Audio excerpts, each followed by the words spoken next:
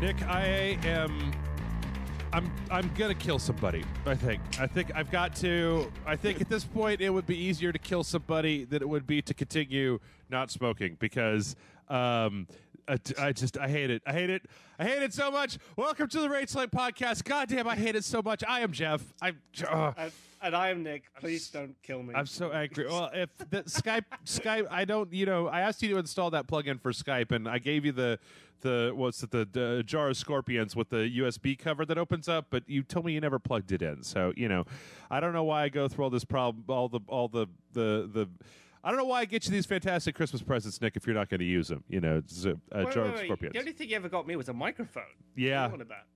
No, it's a bit, man. Go with it. It's like I sent you. Okay. I sent you a jar full of scorpions that opens up when I hit my USB controller. No, yeah. So folks, I have hit. You have to bear with me today. I have hit that part. I don't know if people know this, Nick. I don't know if you know this, Nick. You've quit smoking before, but there's a part after a couple days when you've quit smoking where you basically get the flu.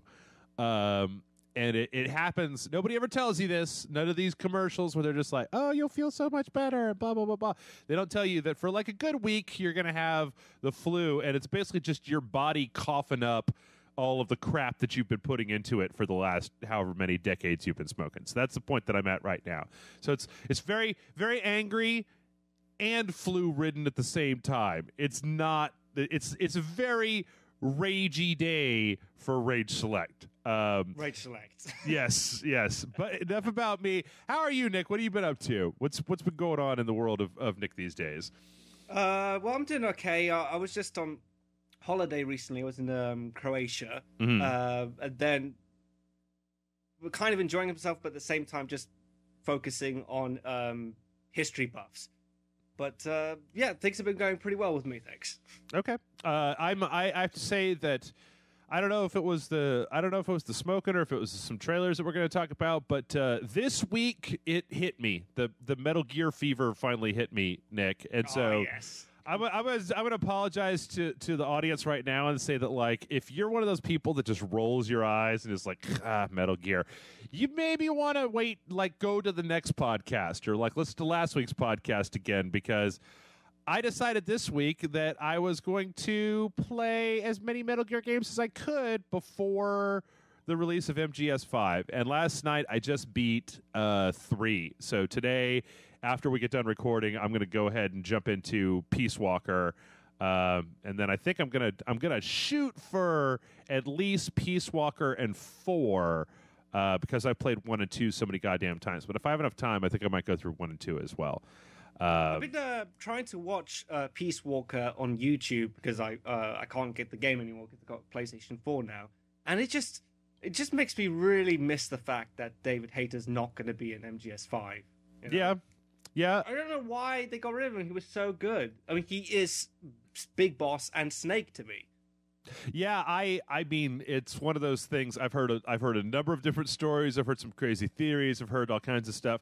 Whatever it is, I don't really care. I'd be willing to pay an extra $20 worth of DLC to put David Hayter's voice back in. Maybe it'll be like Destiny, right? Where they're putting Nolan North back in for Peter Dinklage after what, a year that Destiny's been out. Maybe after a year, Metal Gear's out. Konami will just get David Hayter in and have him re-record all the lines and put him back in there. I would totally do that. Yeah. It's interesting though that you bring up Peace Walker because I find it interesting that you haven't played Peace Walker because that's like the closest analog I feel like to everything that I've seen for Metal Gear Solid 5 is that Peace Walker has that capturing soldiers and building your base and doing research and stuff like that that looks like it's all just like that much bigger in Metal Gear Solid 5.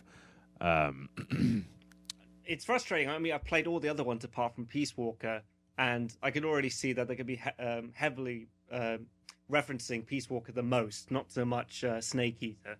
Did you throw your PlayStation 3 in a fire?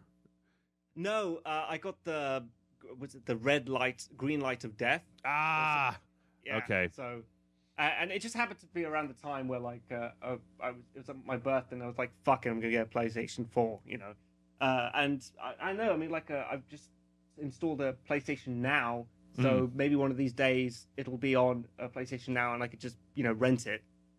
Yeah, I don't know about that. I mean, I think the closest that you're probably going to get is that I think you can play it on like you don't have a Vita though, right? You don't have a Vita or a PSP. Play the original on the PSP. I'll tell you what, Nick. I'll send you my old PSP Go, a real quality piece of video game hardware for you. Oh, thanks very much. I have to find it. No, I mean that's I always tell people that's how big of a Metal Gear fan that I am. Is that when Peace Walker originally came out, it was a PSP game, and they put out the PSP Go, which was just an overpriced hunk of crap. But what it had was that it had a cradle that you could buy. So you bought a PSP Go, and then you bought this cradle that you put it into, and that cradle had component out on it, so you could attach it to a TV and you could play your PSP games all blown up and shitty looking on your TV. And then it also had support to sync a Bluetooth controller to your PSP. So essentially, for Metal Gear Solid Peace Walker, I bought this cradle, these cables, and then synced up a PlayStation 3 controller so I could play that game on my TV with like a real goddamn controller instead of with the little whatever they call those little stupid pucks that they like to put on all the handhelds these days. I fucking hate those things. That's the thing when I meet any MGS fan is that they will buy a console or a piece of kit just for the game. I mean, like the whole reason I got a PlayStation 3 in the first place was because I knew Metal Gear Solid 4 was going to be on it. Yeah. And the same thing with the PlayStation 4. But it's unbelievably frustrating that they seem to release these fucking games like once a generation. You know, like it'll be on just random bits of hardware. Like I remember when they were doing Twin Snakes, sort of like remake of the original Metal Gear Solid. Yeah. It was like for the GameCube. And even I was like, oh, fuck, dude. Even I'm not going to bother buying a GameCube just for that. You know, I know how this sounds. Like, I understand the way that these words are going to sound when they're coming out of my mouth, all right? But I had a GameCube. I played Twin Snakes. I played it start to finish. I played it a few times. They added in like the hold up mechanic, and I think some dog tags or some of that shit. But I really, it's Metal Gear Solid 1 is like the one glaring point in the series that pisses me off because they never remade that game for anything but the GameCube. And when they remade it for the GameCube, they let that... I mean, okay, I don't have anything against the movie Versus, Nick. I really don't. I don't like it as much as some people do. But they let that guy who was Versus come in and redirect all of the cutscenes. And the cutscenes just got, like, way more overblown. There's that part where, like, Snake does a backflip and like, pogos off of a missile. It just always... It's so much more ridiculous. And you know, it's funny in playing back through Metal Gear Solid 3, like there's some ridiculous shit in Metal Gear Solid 3. Okay, all right. Let's all be real honest with each other here. There's a lot of ridiculous shit in Metal Gear Solid 3. There's a B commando, there's a ghost commando, there's a tank that roars and has drills on it for whatever the fuck reason. And the fact that nobody could tell the difference between Eva and her, like, I'm a Russian lady, is like, yeah, okay. This is like some Lois Lane Superman shit. Well, because she's got the glasses on. That's the only difference. Right. We try to change her hair up or anything. But you know, if I feel like if the cutscenes in Metal Gear Solid 3 were directed by this guy, there would be a part where like the Shagohod shoots a missile at Snake and he like pivots and grabs it and turns around and throws it back at it, and that's how they blow it up. Like it's just, I wish that they would go back and redo. I mean, even if it was like a mod I don't even know. Like I don't need them to go back and redo all of Metal Gear Solid 1 in like the Metal Gear Solid 3 engine or in the Fox engine. I don't need to be the greatest thing ever. It's just that those HD versions of 2, 3, Peace Walker, and then 4 was 1080p by default. Like, there's already good-looking versions of pretty much everything that you need in the series except for 1, and it really hacks me off because you know, two is a little long in the tooth. 2 shows its age a little bit, but still, it's a testament to how good those games looked on the PlayStation 2 that I can still play it a PlayStation. It looked incredible. MGS2 when that came out, like that was the best looking game at that time, and I think it still looks pretty good today. Yeah, I mean, I think it holds up better than 1. Well, that's probably because like in 1 he had no features on his face. I was gonna say Conker's Bad Fur Day, but that's just me being jerky towards the people who listen to Rage Slide.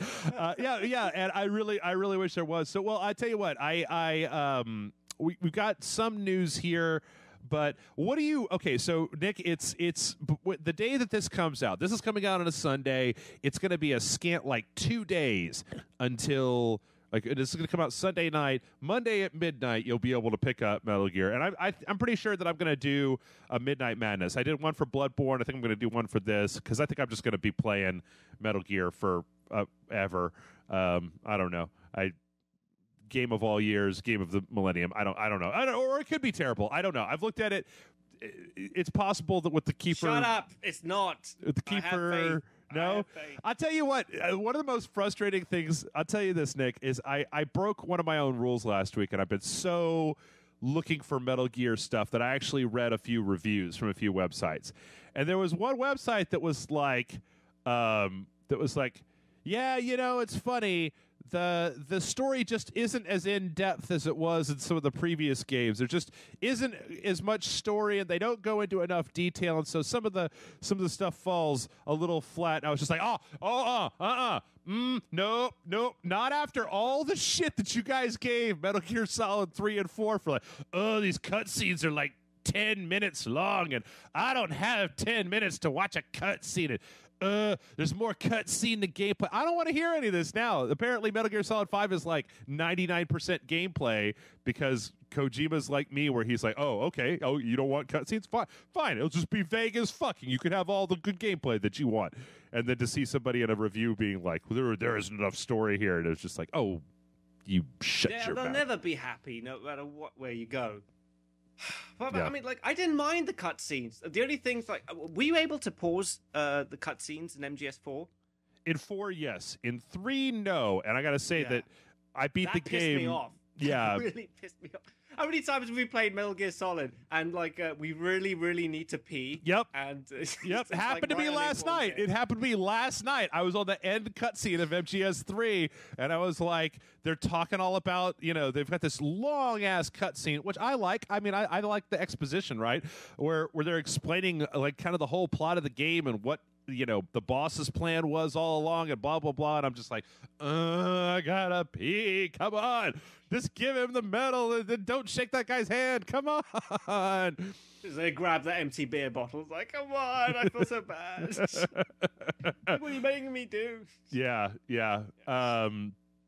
Man, though, I think Snake Eater is such a good game. I mean, it is. I think out of all the other ones, it's the most grounded in reality, which is not saying very much because there's bee people and stuff.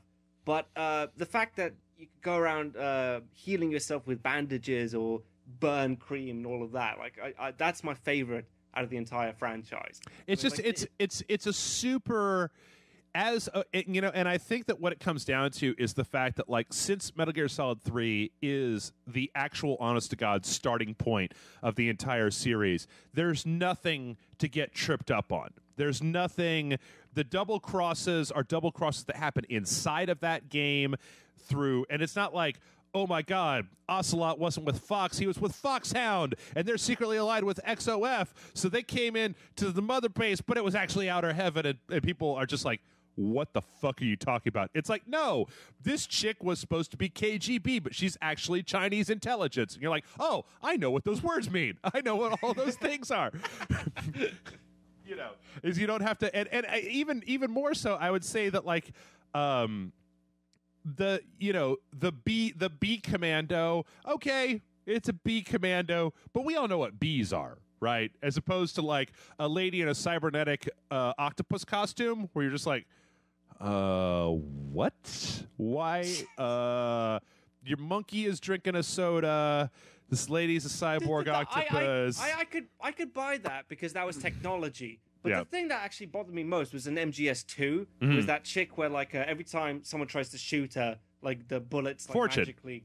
Yeah, Fortune, that's right. Mm-hmm. What annoyed me most was that they said, oh, that's technology. I'm like, okay, that's a bit weird, but I buy that. But when she doesn't have that technology anymore, and she's still able to do it, then I'm like, okay, that's just magic now. It's because the power was inside her the whole time, Nick. She was.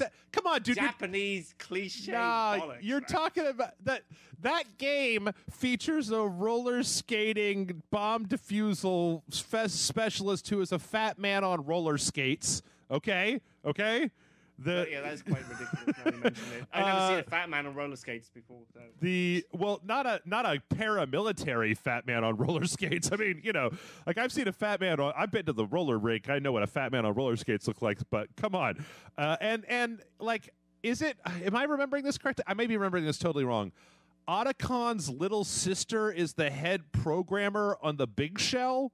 Like, is that it? Was she? How old? Yes, she was. How old was she? She was like 14 or something. No, she wasn't. No. Really? Was she? Should we? Okay, hold on. She was I'll like look in her it early 20s or something. Oh no! Oh God, no! No! Really? That's not true. Yeah, I mean, she's just a short girl. What was her name? Fucking. I just had it. Edie? Emma Emmerich? Is that it? Yes, that's it. Yeah. Emma Emmerich. Okay. Yeah. Emmerich. Stupid Emmerichs. Hate all of them. Okay. Let's see. Born. Okay, so here she was born in 91. She died in 2009, so she was 18. Whoa, really? During Big Shell, yeah. So, by the way, corrected. I'm sorry for all the use. I mean, okay, I'm kind of sorry. Like, Nick, you know this about me. I'm very like spoiler conscious, right? But I have a feeling that the stuff that we're talking about is so goddamn off the wall that like we could describe the entire plot of Metal Gear Solid 2 and you could go play it and be like, oh, this is what you were talking about. I'm super surprised. I mean, when the vampire that walks on water, like, there's the... It doesn't sound like it's the same game, does it? No. And then he comes back in the fourth one, and yeah, we talking about the B Commando. We haven't even gotten to like the sniper that has a tree growing in him, or like the cosmonaut who's on fire. Yeah. Yeah. So I don't know. I like. By the way, did you ever shoot that sniper's parrot to piss him off? Yeah. I've done that before. I did this time around. I was. I missed a few things, but I was mostly going for his camo. So I did that thing where you have to, lay on the ground, find him with your directional mic, wait for him to fall asleep, and then sneak up on him and hold him up, and he'll give you his camo that regenerates your stamina. There's apparently a bit like if you takes ages in killing him, he dies of natural causes. Yep. If you which I thought was hilarious. That if you set the clock on that was the thing is if you set the clock on the PlayStation ahead by like a week or two, then when you load the game back up again, there's a cutscene where Snake is like looking around and then like walks up and finds him and he's laying on the ground, and when he touches him, it's like an empty husk, and then it just blows up and it goes the end. But I don't know. So this is a huge derailment, but I was going to say, before we get into the actual news itself, what are you looking forward to most in Metal Gear Solid 5, just out of curiosity? Do you have anything in particular? I would like to see if Cypher makes a return, or was he like Major Zero from the... I want to see how that comes back, and if they tie it into the original... Metal Gear game. Okay. If it's the beginning of the Les Enfants Terribles project, where we get to see Solid Snake. Man, you Frenched the hell out of that word. I can't. I am English, man. England is like right next to France, so a bit of it rubs off. Rubs off. I think that we're going to see some of that. I don't want to go into specifics because, is one of the great things about playing these games is going like, oh, shit, when things happen, especially when you're a big fan. The thing that I find really interesting is that for the most part, like if this game had never been made, right, if Metal Gear Solid 5, The Phantom Pain, had never been made, 3... Portable Ops, kind of, but I kind of think of that game as... I don't hate it. It's just there's no good way to play it not on a PSP, and I don't really want to play it on a PSP. But like Metal Gear Solid 3, Peace Walker, Metal Gear 1 and 2, Solid 1, Solid 2, Solid 4 is really a complete circle. Like there by the end of Solid 4, like there's so, and that's one of the reasons there's so many cutscenes. There's so many goddamn exposition data dumps in 4 where they're just like, actually, Sigint was the DARPA chief, and you're like, oh, yeah. Did you know that the whole time, or did you just make that shit up because you're like, well, there's... I was totally okay with MGS4 being the end, because, like, that bit where at the end of... spoilers, by the way. In MGS4, where Snake is, like, crawling through that tunnel with radiation and all of that, I felt really, really bad for him. Yeah. And then at the final end, when he meets, like, Big Boss and Major Zero, you're just like, you could retire now. Yeah. I'm totally okay if you never return, you know? Even though you probably got like a week to live because of the fox die virus or whatever. It's like Snake can't catch a break. You shouldn't. I don't think anybody should ever sit around talking this much about the Metal Gear Solid franchise out loud, because I keep hearing you and me talking about it. I'm just like, my God, this is ridiculous. But the thing is that you got like you could have treated the end of Peace Walker as the beginning of Metal Gear 1. Like that was, they had the facility that was technically, that you could consider to be Outer Heaven. Mother Base could technically be Outer Heaven. You know, there was again, yeah, spoilers all over this thing, but like, you know, you could there was a Metal Gear that they could have kind of, I mean, even though it looked way better, like I went back and looked at some of the sketches of like what the Metal Gear and Metal Gear 1 looks like, and it's like, oh, that's cute, that's adorable, it's so small and stupid looking. But that one was like years before Metal Gear takes place. Like it's the Peace Walker was like what in the 60s? Was it? I think it was in the late 70s. Well, actually, no. I looked this up. I looked it up last night. It takes place in. Okay, there's actually a website called MetalGearTimeline.com that gives you a good layout of all the stuff. So let's see. The Peace Walker takes place in 1974. Let's see, and then Metal Gear starts around 1995.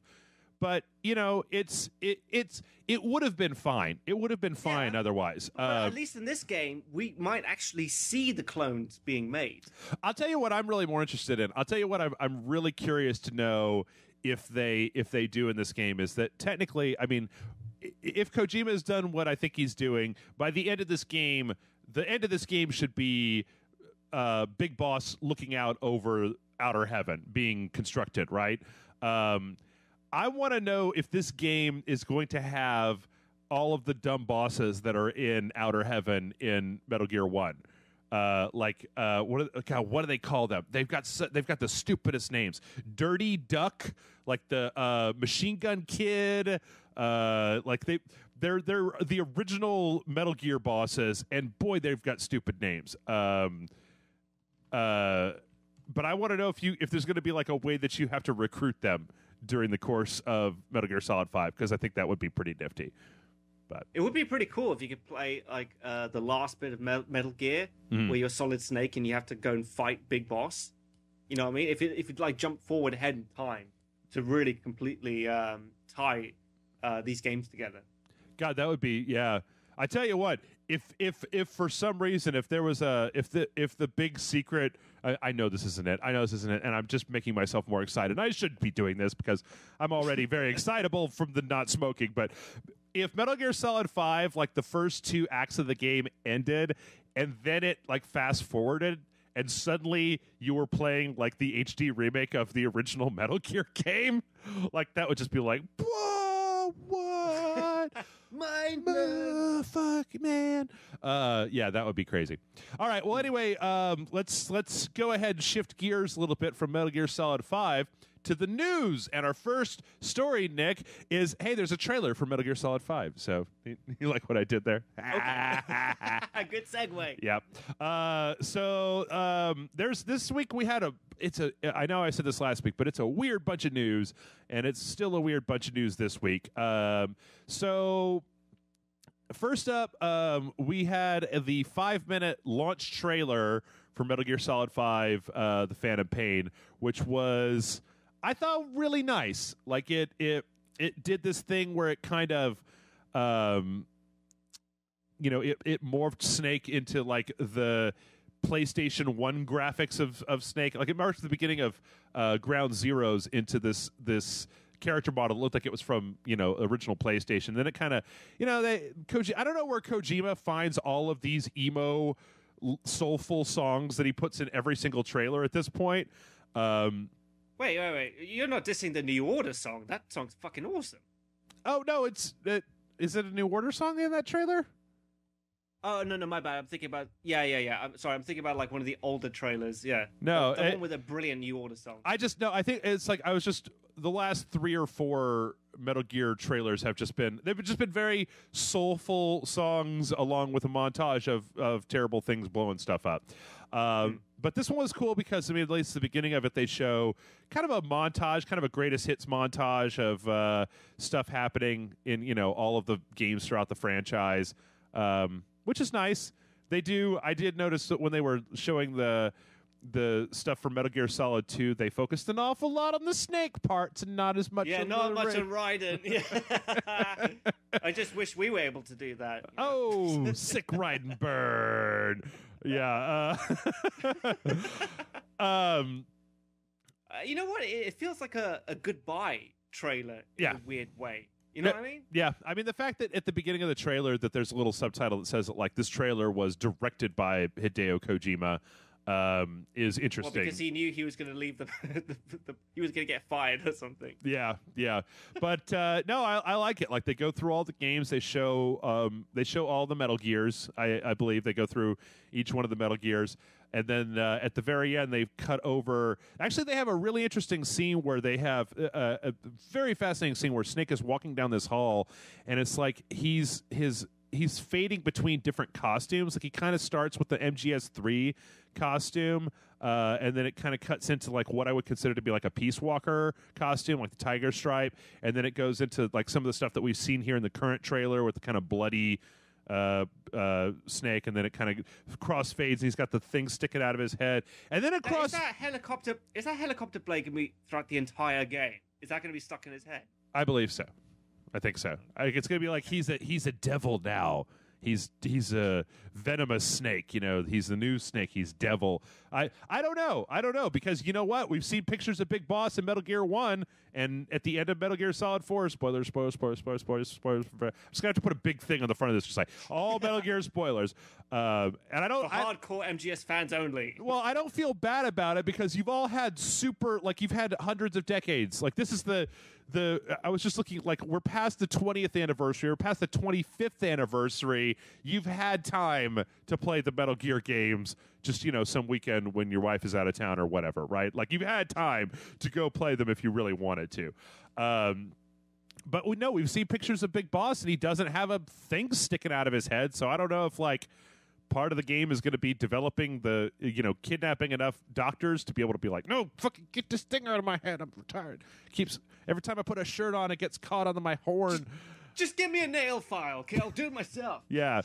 I don't know if you've seen this, Nick, but in the trailers, like, sometimes it's smaller and sometimes it's bigger.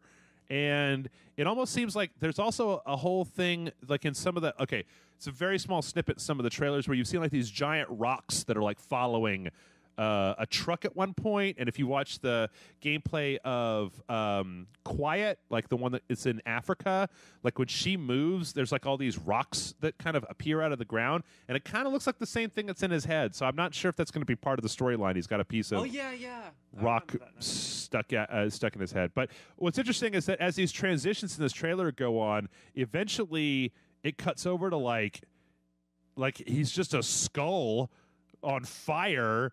And then at the end, it looks like it cuts to Skullface, or what looks kind of like Skullface. So I don't know. I still have no goddamn clue. And please, for the love of God, or actually, you can go ahead and talk about this in the comments all you want, because I ain't reading any comments from now until Metal Gear comes out, because somebody's going to go in there and be like, it's so-and-so, and then Gray Fox and blah, and you just be like, oh, God, fuck you guys. I wanted to find that shit out for myself. So, well, they haven't played the game yet, so... Well, yeah, but time. I know that some people have it. like there's some people got review copies of it and have been playing it, and I'm just waiting for one of them who got a review copy to just be like, top 10 twists in Metal Gear Solid 5. Number 10, the Snake is actually the cyborg ninja version of the boss brought back from the dead, and it's just like, oh, okay, that's number 10. Fuck yourself. Like, fuck you, go fuck yourself. But then at the end of this trailer, we see the brand new Metal Gear, which I like to call Metal Gear Snuffleupagus, because it's got a really, let's just... Yeah, I mean, you like this, right? What's that? You like this new Metal Gear. Yeah, no, but it's got I don't know if you saw this, but it's named, oh God, come on. My Flash plugin is getting stupid here. Lapitus or something? Yeah, it's whatever it is. Okay, so let's just go down the list here, right? We've got Ray, we've got Rex, we've got Zeke, we've got Peace Walker, we've got lots of Metal Gears that are really easy to pronounce, and then we've got Metal Gear. Okay, I'm waiting for the thing to come up. It might as well be Snuffleupagus. Seriously, it's like Sahelanthropus. Sahelanthropus. Yeah, all I can think of is I don't like the fact that it can walk. To be perfectly honest with you, because I like the Metal Gears because they, like you said, they look like tanks. Yeah. Yeah, well, that's that's the big thing is that this one at the end of this trailer, it kind of looks like a Metal Gear Rex, except that it's like Metal Gear Rex was just hunched over the entire time, and this one finally stands up straight like a big boy. And this one has a fucking sword. Yeah, okay? Yeah. I miss my old Metal Gears, dude. Well, my favorite one actually is Snake Eater, because it was just like a giant tank. The Shagohod. Oh, that one. Okay, that one kind of, I guess, busts up my theory about how they're all super easy to say the names of, right? Shagohod's a little, but Shagohod. But this is Sahelanthropus. Sahelanthropus. Yes. Metal Gear Sahelanthropus. All I can think of is that Louis C.K. bit where he's talking about the little kid Jizanthropus. That's all. Why did you put puss on the end of the Metal Gear name? Like, it would have been anything. Sahelanthropy. Like, sure, that's fine. Sahelanthropus? I'm sure I'm saying it wrong. I'm sure somebody here from some foreign country is going to be like, Jeff, it's pronounced Shaylanpro. And I'm just like, oh, okay. I don't know how I'm supposed to know that from those number of letters. I'm just sounding it out like they taught me when I was a kid. Maybe it's a hard E. Sahelanthropus. It doesn't matter. We're going to come up with a nickname for it anyway. Yeah. It's got a Gundam sword, man. It's got a giant sword. But why do you like that, though? Why? Isn't it getting more ridiculous? The fact that it's walking on its two legs. I mean, I know the geckos could in MGS4, yeah, but they weren't real Metal Gears. They were just smaller versions of it. Whereas this is a full-blown Metal Gear, and it has a fucking sword. Is it going to have a giant machine gun next? So it's going to shoot out. Yeah, you can see it. It's on the left-hand side of its back, right? Oh no, that's a railgun to shoot the nukes off of. No. Okay, so here's the thing: is that so far to this day, here's the thing, Nick, and I know a lot of people don't like this, right? But here's the thing: Kojima, Mr. Sensei Kojima, Mr. Kojima, Dr. Kojima has not let me down yet. Metal Gear Solid 2, okay, little bit of a letdown, not my favorite, but when I look over the games that dude has made that I've played, I've enjoyed 90% of them, right? So I'm all right, Metal Gear Snuffleupagus. It stands on two legs, it's Mechagodzilla, it's got a giant laser sword. Whatever, man. Whatever, bring it on. I don't know. I just want to see what mental gymnastics this series goes through to go from the fact that we've got this Metal Gear fucking Mechagodzilla, and then in the next game, the Metal Gear that Snake destroys, the first Metal Gear, is it's 15 or 20 feet tall. It's barely bigger than two people standing on each other's shoulders. And it's just okay, I don't know what happened. It's like one of those prequel trilogy things where you just go how did you go from this giant ass, it's the size of an actual mountain mech to it's a teeny tiny mech. You know what? In Metal Gear, big bosses can be watching the fight between Solid Snake and the Metal Gear. He's like, I don't know what you're bitching about. You know, the giant. I had to face like a giant Mecha Godzilla. And you had to fight against a 15 feet tall robot. Yeah, you had it easy, my friend. Well, back in my day, we had to ride a horse for 20 minutes just to get to the Metal Gear. I think come on, even you have to admit there are some moments where you're like, this is kind of stupid. Oh, no. Here's the thing. I just lean into it. Yeah, it's kind of stupid. The thing, it stands up, it becomes Super Mecha Godzilla. Yeah, it looks kind of silly, especially in comparison to all the other Metal Gears that are out there. Like even Roxa, a Metal Gear Roxa, I believe, from Portable Ops, was Peace Walker was a giant quadrupedal weapons platform. This thing looks ridiculous, but whatever, man. It's a new Metal Gear game. There's going to be all kinds of ridiculous. B Commando. Remember, Nick, always remember, there was a B Commando, and it wasn't even the silliest part of that game. No, I think the vampire dude was. He's like, will you be one to finally finish me off? I'm like, that sounds kind of gay, dude. You know, just saying. Well, are we gonna, if you want to gloss that over, I just got done playing Metal Gear Solid 3. Do we want to get over the point where, like, everybody hated Raiden so much that Raiden was Volgan's little toy boy? Yeah, he was the butt. Oh yeah. And there was a whole plot point. There was a whole dramatic turn of the plot where Volgan comes into a room. Snake is dressed up as Reikovich. Volgan grabs his genitals, grabs his dick and balls, and Snake is like, "What are you doing?" And then he grabs him again, and he's like, "Who are you? Those aren't the dick and balls that I know."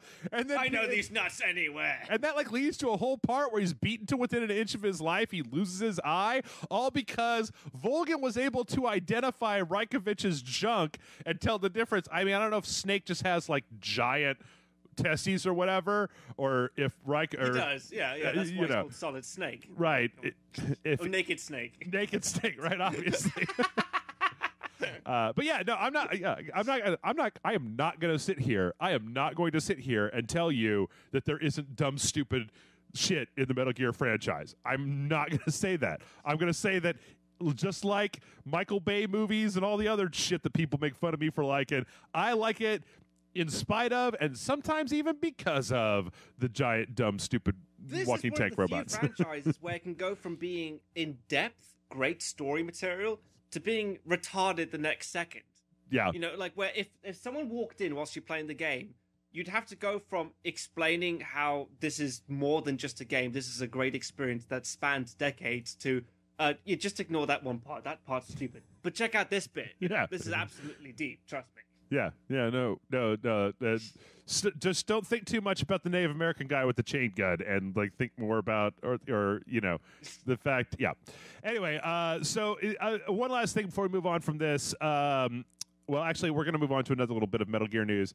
I got to say that at the end of this trailer, there was all these parts where they were like writing stuff on the screen, and they had it said V has come to, and then it said like, it would say like available, and it would highlight the V, and I was like, ooh, V, what's that? Ooh, I'm reading into it. What's it stand for? Is that for Venomous Snake? Is that for? And then like there was a part right before we started recording, my brain was like, no, dumbass, it's number 5. It's the Roman numeral 5, stupid. It's not a V, it's a 5. Shut up. So, I thought about correcting you, but that would make me look like a dick. So no, it's fine. It's fine.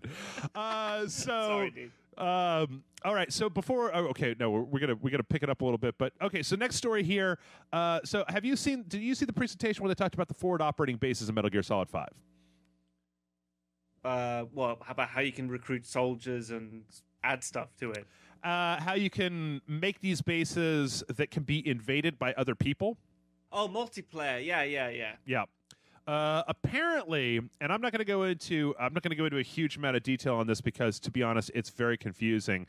Apparently, those bases are going to be purchased. Like your ability to build those bases is going to be purchased with MB coins, mother base coins, which you can get through playing the game, or unfortunately can be purchased for real world money, microtransaction style.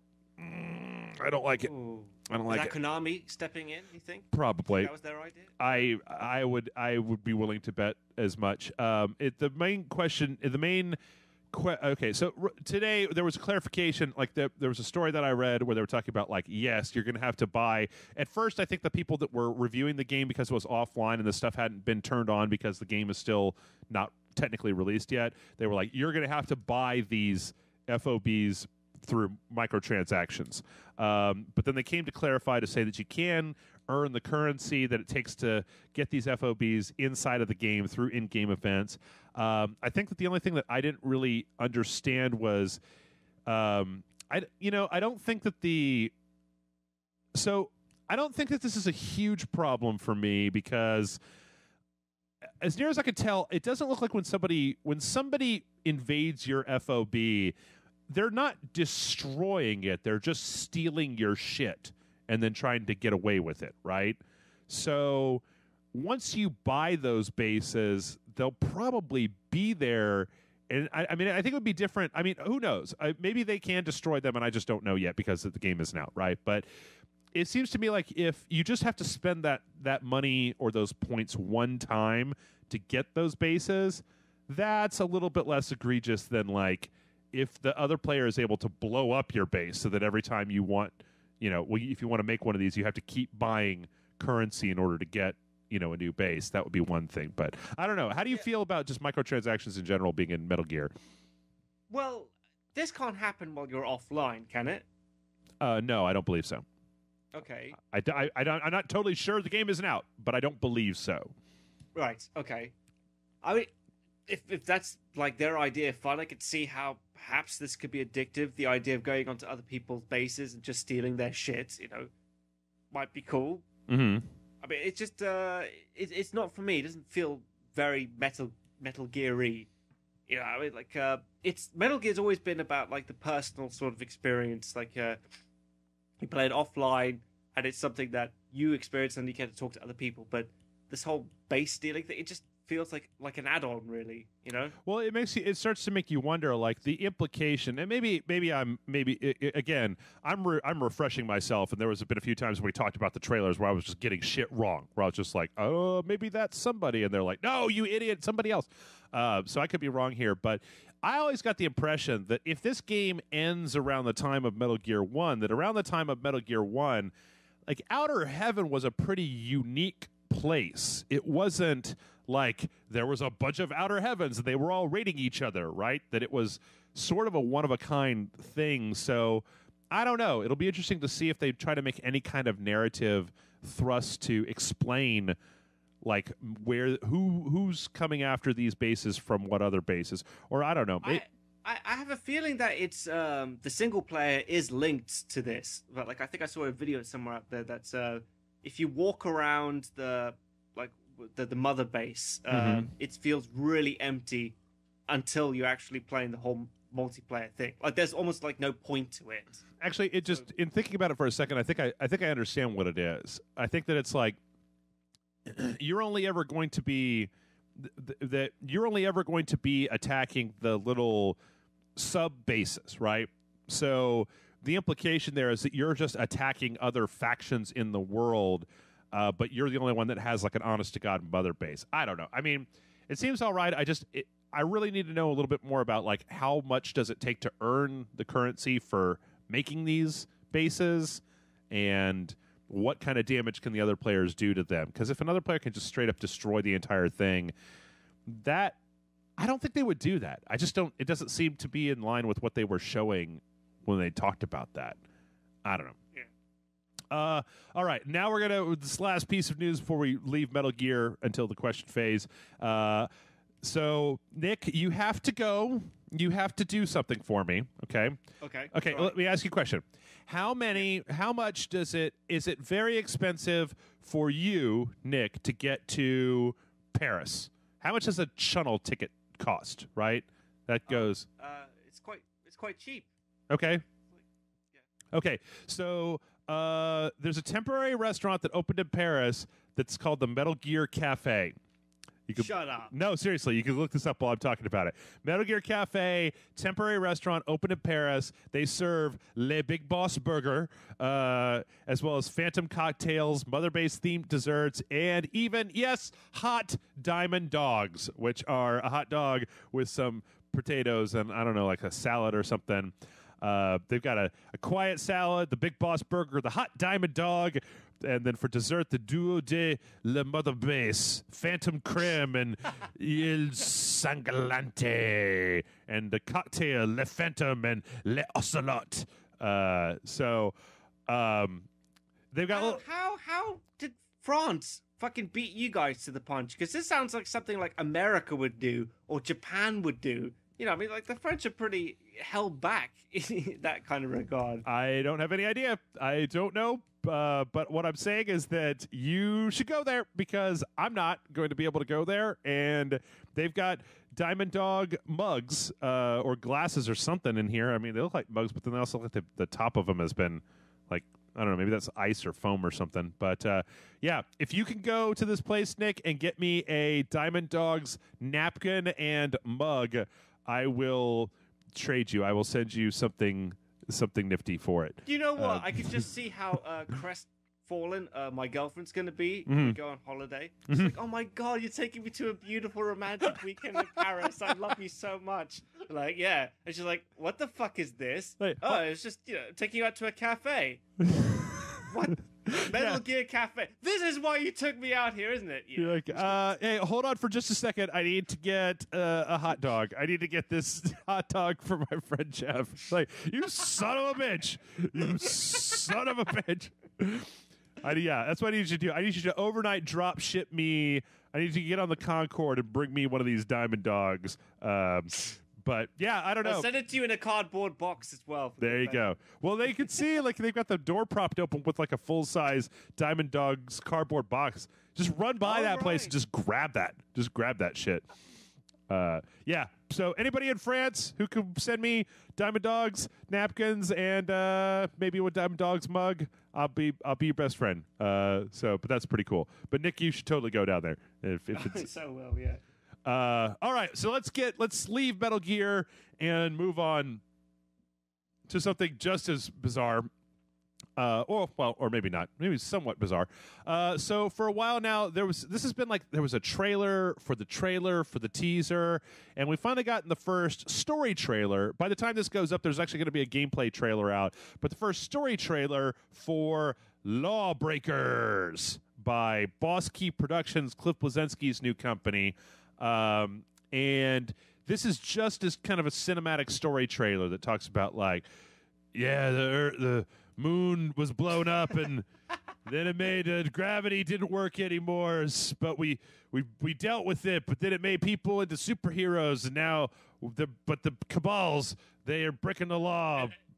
And the cartels have joined forces and have made a huge empire. I'm Yep. like, okay, all right. Yep. Yeah, I was kind of just watching the trailer going like, okay, yeah, no, this is Cliff Bleszinski, man. Cliffy B, all over.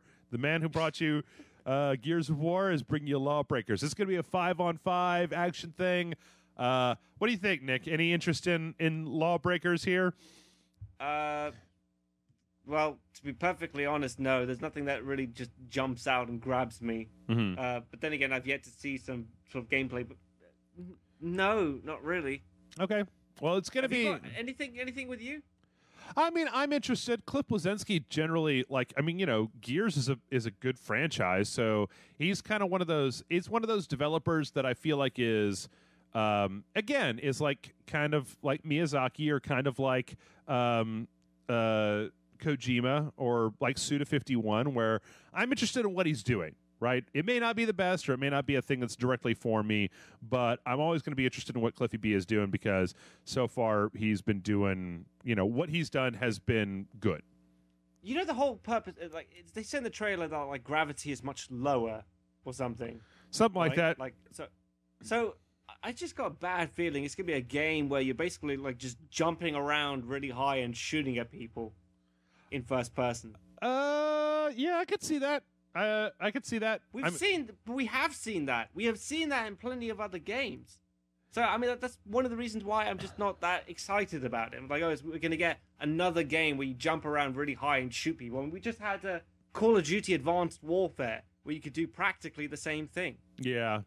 I don't know. I mean, I really couldn't. I mean, I honestly just could not say. Like, it's at this point there hasn't been any real gameplay. But I kind of, look, I guess this is where I'm coming from, Nick.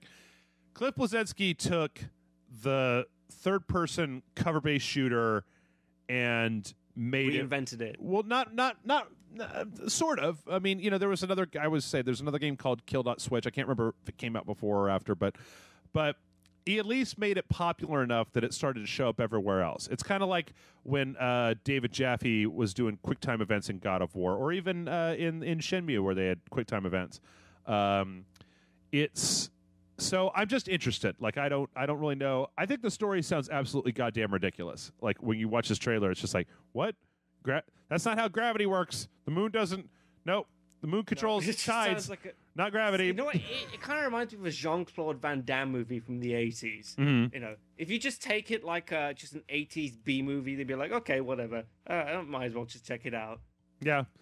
I think we're being a bit too harsh on Chris. Well, there's nothing really. I mean, there's nothing to really talk about in this. It's just, I mean, it's all cinematic. It's totally, yeah. But I'll tell you where there is a lot of things to talk about in a very meaty way, full of things that's going to tickle your nostalgia bone, is there was a new Transformers Devastation trailer that came out. That trailer looks sick. I've got to say, I actually really enjoyed it. Yeah. No, I mean, like, that's Platinum Games meets G1 Transformers, and just like, yeah, Optimus Prime and Grimlock and fucking Mirage and Bumblebee and shit just swinging around, going Super Saiyan and blowing everything up all over the place. It looks freaking awesome. It looks really fantastic. Have you seen this game before? Did you know about this game? Transformers Devastation? I didn't. I mean, like, I mean, I'm quite hesitant to trust, like, any time like a Transformers game comes out, because they've all been pretty meh, whenever a franchise is translated into a video game. But this actually looks really cool, really fun, and just like the old school cartoons that we used to watch. Mm-hmm. Well, did you play any of the High Moon ones, like the Battle for Cybertron or any of those? Like, the last 2 or 3 haven't been that bad. I mean, no. I mean, I played the demo for it, I think, and I mean, that was okay, but it was never enough for me to buy the full game. I mean, like, I think this game understands sort of how ridiculous the whole concept of cars turning into robots and vice versa. So they actually decided to have some fun with it, whereas those games like actually tried to fool themselves into believing that there was something deeper going on when there really wasn't. I need to get Matt Frank on this podcast immediately, so that he could just be like, shut up, Nick. I'm probably gonna have loads of hate comments. I'm just saying that this game actually looks like fun. It looks like a really, really fun Transformers game. Well, it's being made by Platinum, like the people who made like Bayonetta and Legend of Korra, Wonderful 101, Metal Gear Rising: Revengeance. Which I said we're not going to talk about Metal Gear. Are you a fan? Go ahead. Do you like Metal Gear Rising: Revengeance? We talked about this before, right? Yeah. We reviewed it. Oh, okay. I think. Okay. That's, oh my god. I reviewed the fucking game. I can't remember it at all. That is so bad. So, Jeff, it does not stand the test of time. That's the correct answer. Fair enough. All right. Because I can remember Metal Gear Solid 1, and I played that back in the 90s. I can't even remember this game that I played like 2 years ago. You don't remember the? It was like a giant Republican. It was a nanotech Republican senator that wanted that the world has got too weak as all these fucking Democrats and shit. So I'm gonna blow it up, and like he was like Mitt Romney, but yeah, I do. Yeah, I do remember him. Yeah, but that's about it. Apart from one action scene where you like run down a building or something. There was a dog. Remember, there was a robot dog that followed you around that you reprogram, and then there was like that weird no way guy He had like a sword. He was like, his name was like Jet Turbo or something. I don't. You can see. I remember none of that. I just remember the senator because I thought he was really ridiculous. Yeah, that is terrible. I can't remember that game, but I can remember Metal Gear Solid 1. And I've literally only played that game once, Jeff, on the PlayStation 1. That's how old that game is. You only played Metal Gear Solid once on the PlayStation 1? Yeah. Holy shit. All right. Well, it stuck in my mind though. That's how much of a good game it was. No, I remember when I was playing MGS 4, and there's that bit where it replays Metal Gear Solid 1. I remember the exact route I had to take to get inside that base. Mm-hmm. It was really weird. Did you have the same thing? Oh, well, see, the thing is that I played Metal Gear Solid a shitload of times. It's a game that I've just played over and over and over again. So, yeah, I mean, I know that there's the camera on the left-hand side that you can go in the grate there, or you can go up the stairs on the right-hand side, or blah, blah, blah, blah. Yeah, I think I even have a PC version of Metal Gear Solid that I don't even think you can get that on Steam at this point that I used to play. I had a laptop that had just enough power to be able to play it. And I would just play it when I got bored. I'd just be like, I'm bored. I'm going to play Metal Gear. But yeah, no more Metal Gear. Not for right now. No more Metal Gear. No more Metal Gear. You brought it up. No, I know. Next up, a new patent has come up from Nintendo that was filed back in February, but it was just recently made public. And there's some speculation as to what this actually is. Some of the details here is this is a stationary game apparatus, game system, recording medium, and speed control method. These are things inside of the hardware. And then also it looks like it has a controller with a screen, but it doesn't have it doesn't have a CD drive. It does have a card slot though. So there's a couple different things, and by the time this comes out it may have been totally debunked, but one idea that a lot of people have had is that this is a hardware refresh for the Wii U, that they're going to put out a version of the Wii U that doesn't have an optical drive, that's slightly redesigned so that you buy all the games just over the eShop, the Nintendo eShop, instead of buying this. The other weird one, I guess, is that some people have think that this could be the new NX, the new Nintendo console that they're working on, and that there's even a possibility that it doesn't have an optical drive, but it does have a card slot in it, and that it might be like that Nintendo is going back to like some kind of modified cartridge format for their games. Yeah. Keep dreaming. I really doubt that. I find that highly doubtful. I think it's probably, in all honesty, it's probably closer to. I think this is a Wii U hardware refresh. Is honestly what I think. The eShop makes sense. I mean, like if they're wanting to compete with PlayStation Now, and I'm not sure what Xbox is doing, similar like that, right? No, the Xbox Store. Yeah, I mean, just the Xbox Store, Xbox Live. The only thing about it, and it's just one of those Nintendo things, right? Is if they're going to make a console that only communicates via the Nintendo eShop, they really are not super great about putting things on sale on the eShop. Like, Sony and Microsoft, they have sales from time to time. Right now there's some kind of retro game sale for the PlayStation that's going on right now. But they'll put stuff on sale. They'll put on, this weekend this thing's on sale, the same way that Steam does. And it's fine to have, I think that we're to a point now where, I only get about half my games on physical media, if not fewer than that anymore. And I don't have any problem with buying stuff digitally. I've kind of crossed that Rubicon. But if Nintendo really wants to create a system that doesn't have any kind of optical drive, any kind of way for third-party media to come into it, they're going to have to be a little bit more aggressive with, putting stuff on sale every so often. Put the last year's Mario Kart on sale for $20 this weekend and see if people will buy it. Because otherwise, I just get the feeling that people are just going to. Why would you buy a console where everything's going to be more expensive and you don't get a physical copy of it? I don't know.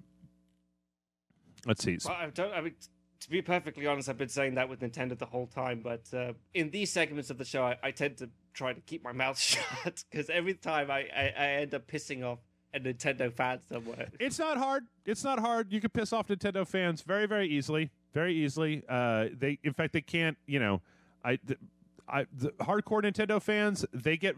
You know what? It's not even Nick. You piss off any fan of anything, in any way. You piss me off. Piss me off by being like, Metal Gear. That's stupid. I'm just like, what? Yeah, but I think Nintendo fans tend to be like the most defensive. Oh, sorry. The most passionate fans out there. I don't know. You should start talking about. There's a few other things that I could probably tell you about that would. But I'm not going to go into that. Anyway, yeah, we're as always with you and I, Nick. We're running pretty long here, but I'm going to try to pick it up a little bit. In addition to this particular thing, there's also a bunch of announcements for release dates for a bunch of the Wii U games that we've been looking for this fall. Super Mario Maker, September 11th. New Super Mario Brothers U / New Super Luigi U combo. I don't even know what the fuck that is. October 16th. Yoshi's Woolly World, October 18th. Fatal Frame, October 22nd. Star Fox Zero, November 20th. Xenoblade Chronicles X, December 4th. And Devil's Third is finally coming out on December 11th. It's a pretty decent lineup. I mean, I don't know that that's really outside of Star Fox in November. I think that it's really smart of them to put out Xenoblade Chronicles in December because typically December tends to be a garbage wasteland full of burning tires where nothing comes out. But like in years past, the only reason we have videos in December is because we go back and pick up all the stuff that we missed in November. In fact, it started, Nick. The clock is now running. This week, after dawn or until dawn came for the PlayStation 4 came out. Madden NFL 16 comes out on Sunday or something like that. Disney Infinity 3.0 comes out next week. It's Mad Max. It's Metal Gear Solid 5 comes out. It has begun, and it's not going to stop until December. And I could not be more glad because I fucking hate the summer doldrums, man. I hate having to pretend like I'm super interested in, or not even pretend, but I hate having to try to find something to be interested in, where it's just fuckery. By the way, how's Until Dawn? Is it actually worth buying? I don't know. I'm sorry. You just said you bought it. No, I did. I bought it. We did videos for it, and then I started playing Metal Gear games. So I haven't really gone back and played it. Right. Jason and I played 3 parts of it. There's going to be 2 up on the website, 1 for patrons. We played it for a good at least 100 and maybe 110 minutes. Nobody got killed outside of the intro, where that's going to be the same no matter which way you really play. With Jason playing. We were intentionally failing QuickTime events trying to get somebody to die. That's what I pictured Jason doing. Actually trying to get people killed in that game. We tried hard. We could not get anybody killed. I almost looked at that game and thought that I think that I'd rather that game be a game that's structured for multiple playthroughs that are 90 minutes long. So that it's the length of a horror movie, so that every time you play it, it's a horror movie. But anyway, I'm going to go back to it at some point. I'm in the grip of Metal Gear fever, and the only prescription is more Metal Gear. But speaking of fevers, this is a bad segue. Speaking of Metal Gear, that's a bad segue. Speaking of YouTube, where we put our videos, YouTube is launching its YouTube gaming site pretty soon, very soon, and this is going to be YouTube's attempt to try to get after the Twitch market, get after the streaming game market. It's going to support 60 frames per second, and then automatic conversion of live stream into archived YouTube videos, and then a bunch of tools to make it easy to convert stuff over to YouTube. Is it going to get rid of the Content ID system? I'm glad you asked that question, Nick. No, it's not. Yep. Fuckers. Apparently, if you're streaming and a Content ID match gets hit, it's going to just stop your stream in the middle of it. Now, this is early. They may change this stuff. It's not forever. But right now, apparently, even if you're streaming and there's actually a tweet from somebody who said that they this is on a Kotaku story that I was reading about this. There's a tweet from somebody who said that they were beta testing it, and their stream got turned off because they sang "Happy Birthday" on it. Happy Birthday is copyrighted, and the people who own it are very litigious about making sure that it isn't broadcast. Wait. So it's just people singing it. It wasn't actually a recorded song. They were broadcasting. Yes, they were broadcasting, and they started singing Happy Birthday. It was a match. YouTube automatically turned their stream off. And I got to say, yeah, you are not going to beat Twitch this way, YouTube.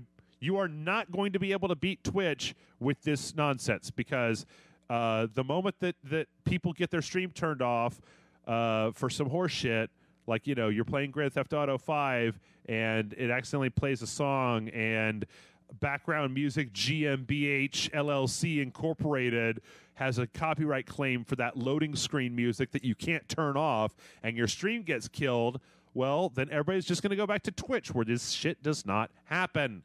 So I don't know. I mean, I guess I'm interested to know if anybody here on the website, if anybody on Rage Select, do you watch any Twitch, Nick? No, I don't watch any Twitch streams. Okay, I'm just frustrated with the whole content ID system because I have to deal with it all the time when I do history buffs. Right. But most of the time they have no fucking grounds in which to strike your video or to halt your streaming. Yep. I mean, like PewDiePie doesn't get any of this shit at all. I was like, I'm wondering how long. You know, should I poke Nick a little bit because he will go off. Nick now knows the true and utter horror of having like Yes, I know. 3 videos that are very important to you.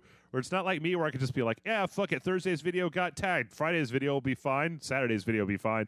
Where you put time and effort into the videos instead of just be like, fuck it. But yeah, well, because you could upload a video every single day. It takes like ages for me to write and edit my videos. That's why I get really frustrated when they deny my appeals process. Sure, but they always lift their copyright claim afterwards. They deny it the first 2 times, but on the 3rd time, when I call their bluff, that's when they lift their copyright claim. After they wait the fucking 30 days, of course. That's sorry, I'm bitching about my show. Sorry, I just tried to do a nicotine lozenge. Anyway, no, I totally understand. Especially, you know, like I said, you don't have just tons of videos that you can just, you know, shove up there, right? So, yeah, it's. I mean, like, how does it work with the streaming thing? Because I know are you a managed partner now on YouTube? I don't stream via YouTube. I stream via Twitch. So. No, not that doesn't matter. Like on YouTube, your videos, you upload videos on YouTube. Are you a managed partner or an affiliate? If you're a managed partner, then your videos don't get picked up by the content ID system as much. Oh, maybe we should talk about this when we're not recording, Nick. We can talk about this a little bit later. But yeah, I don't think that this is going to. I honestly don't think that YouTube is going to. And I mean, unless it just turns out that they're suspending the content ID stuff. If you sing Happy Birthday to somebody and it turns your stream off, YouTube, nobody's going to use this service. Nobody's going to use the service when they have a perfectly good Twitch that they could be using over there. Speaking of, though, Twitch, apparently, if you stream God, I'm so bad with the title of Until Dawn. If you stream Until Dawn using the PS4 share button to broadcast, you cannot archive that stream. And you cannot archive that stream because the publisher of the game has disabled archiving. And it's a weird, very specific thing, right? Where I can... You mean like you can't record the stream? Is that what you mean? No, it means that if you stream it... Okay, so here's the thing. If you're So let's say you're on your PlayStation 4, you got Until Dawn, you want to stream it on Twitch. Great. You go in, you set up the Twitch thing, you're streaming it on Twitch. Boom, you're Twitch streaming. Great. You're done with it. Apparently, due to publisher constraints, it won't archive your stream for you to be able to put it up later. Because usually it'll auto-archive your stream for like 30 days. And like for me, I've got a capture box. So if I plug the capture box in and load up Until Dawn and stream it all Sunday, which we're not doing, but whatever, then it is it is archived for me because I'm streaming directly through Twitch. It has nothing to do with the PlayStation. But if you're using the PlayStation 4 software, apparently the publisher has the ability to turn off archiving and the like, which is just weird. It's just weird. Is this just like for now? Are they going to get rid of it later? Apparently, Twitch is contacting them, trying to get them to enable it, but I don't have any idea. I don't know why they would want to turn it off in the first place. Like, I know that it's not turned on. Is it because they don't want to release? They might not want it to be released early. Like it's in out. A month's time. No, it's out. It's already out. Game's out. And like I said, I could stream it all day long. I got a box. I got a capture box. I got a Twitch account. Boom. Like, literally, to get around this, all you need is a relatively decent computer and like $100 worth of hardware, and you could stream all day long. So I don't know what they're doing there. It's released in the US. It's not released worldwide. Could that possibly? I mean, like, it's coming out tomorrow in the UK. Maybe. So. But I guess it's just. But here's the thing: they're not stopping you from watching it on Twitch. Like, you could go to Twitch and watch somebody from the U.S. streaming Until Dawn. You just can't watch a replay of what they stream. You can only watch it live, and only if they're using the PlayStation 4 share. It's just weird. I don't really know why this is. It seems bizarre. Like, maybe they want people to not be putting out the end of the game, but if that's the case, then we're past that. We're past that already. Like, it's already done. You might not be able to. It might not have great replay value. You know what I mean? Maybe that could be it. Again, I haven't really played all the way through the end of it, but I mean, I'm sure that I'm just doing a little test here. I'm going to YouTube, typing in Until Dawn, part 1, the first 2 hours. That's the first thing that comes up, and then the next part from that guy. That's another 22 minutes. Part 4, part 1. Yeah, I mean, like, the thing is that here's a part 5 from the same guy.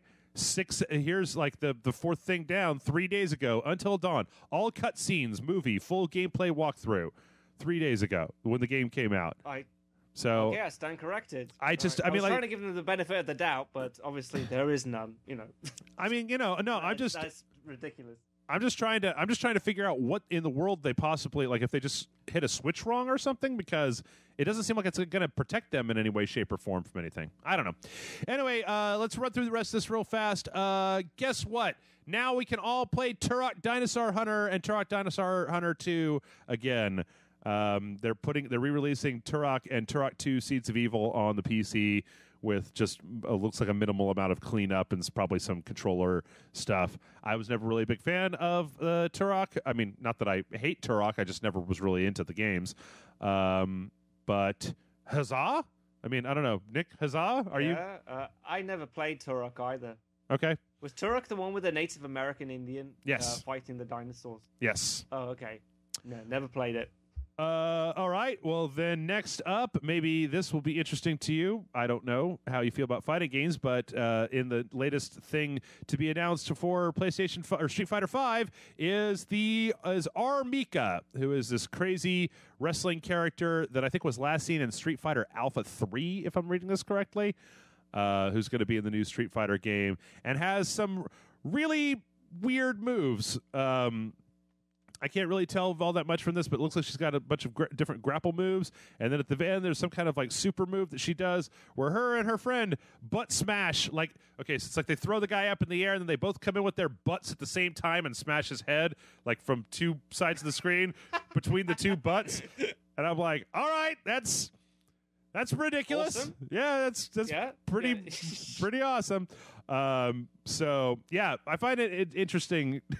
Seriously, I'm just watching this video right now. It's like she throws the other girl, and they jump up in the air, and he's upside down. And they just hit him with the butt, and then they like hold the head between the butts and bring it down onto the ground like some kind of wrestling move. It's like, all right. Hey, have you got a link for this? I want to watch it.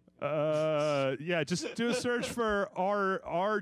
Mika trailer. You can watch it. I'm done talking about it. But you can watch it during the break. We come back from the break. You can tell me about it. Hey, I know that all of you PC people are probably getting tired of hearing the news like this, but Assassin's Creed Syndicate is actually not going to be released until November on the PC for optimization. It's coming out for October 23rd for Xbox One, PlayStation 4, and November 19th for the PC version. So sorry about that. There's probably a real reason why they're doing it. Because the last one was quite buggy as well. Right. Well, no, I would think that if they were going to do anything, that it would, or if they were doing this, that it would be like, we need to make sure that this one doesn't have like zero bugs, right? But that's let's see, that's the 23rd. So I'm just doing the math here. 1, 2, 3.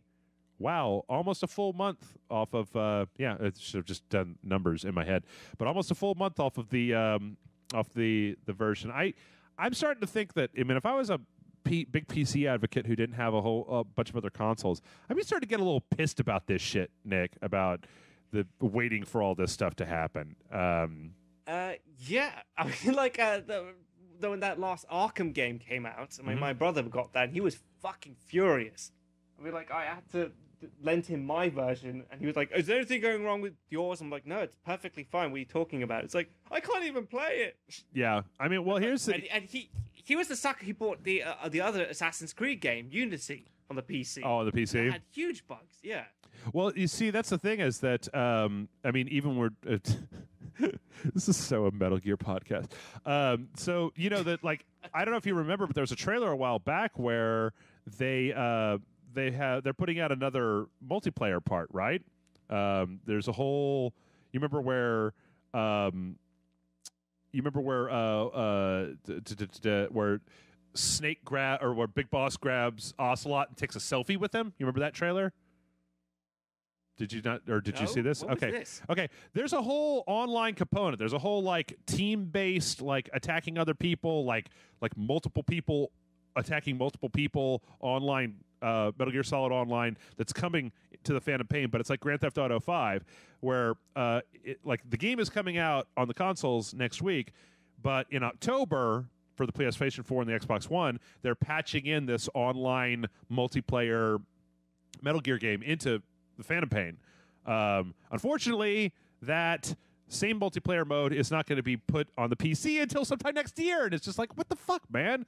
Like, come on, I'm not a huge PC Master Race person, but like, dude, it's 2015. Release it all at the same time. The Xbox One and the PlayStation 4 are PCs. What is? I agree with you, but dude, at least they're releasing it on all consoles. Well, that's true. Releasing on Xbox and PC.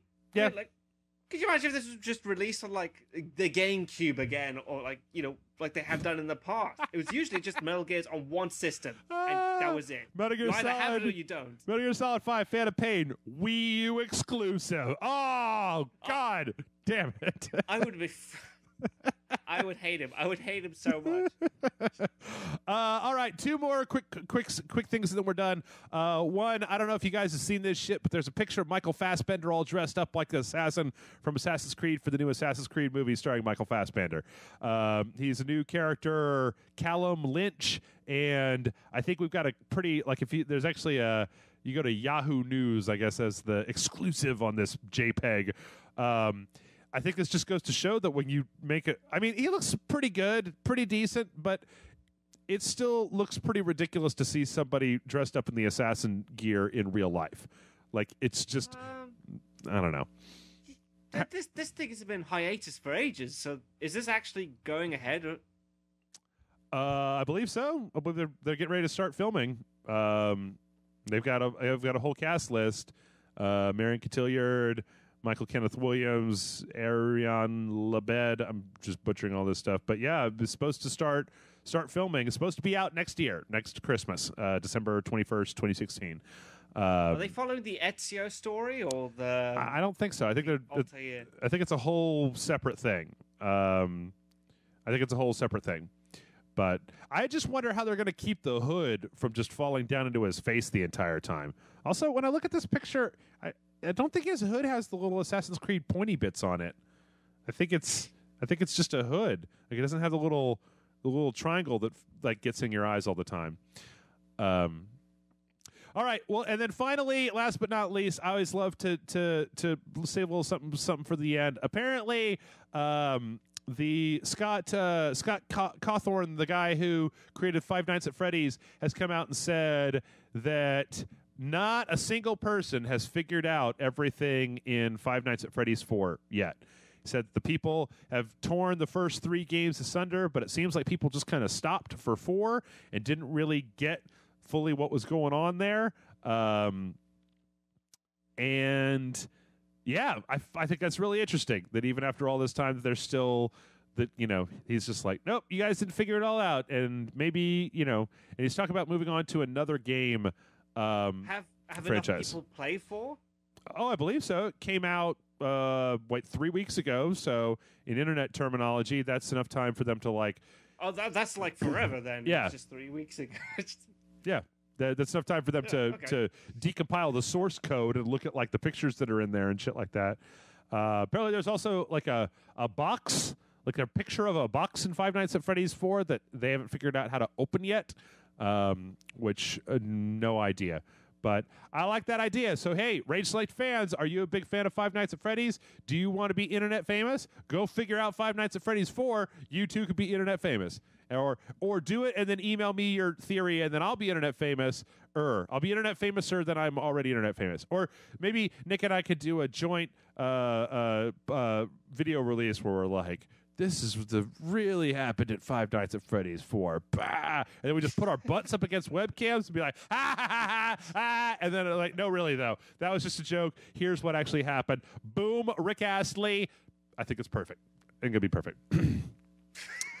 I kind of want to start a YouTube channel and just put one video on it that's like, what really happened at the end of Five Nights at Freddy's 4? Literally have nothing in it. Just a thumbnail of Five Nights at Freddy's 4, a really provocative clickbait title. Have the video be like 4 minutes long and have it just me going like, la, la, la, la, la, la, la, la, la, la, la, or just something stupid. And just see how many people will click on that. See how much momentum I can get just by clickbait naming a video and using the words Five Nights at Freddy's in it. So, but with that, we're done. And oh my God, we're so over time. We're going to take a break. We come back. We're going to do questions. We've got questions. You've got questions. We've got answers. Mail at rageselect.com is the email address. We will be back momentarily.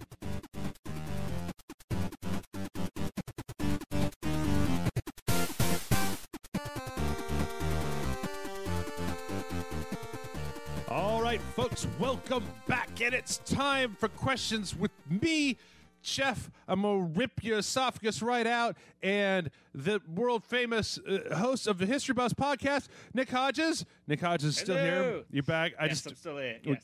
Got to give you your proper dues and titles now. Cheers.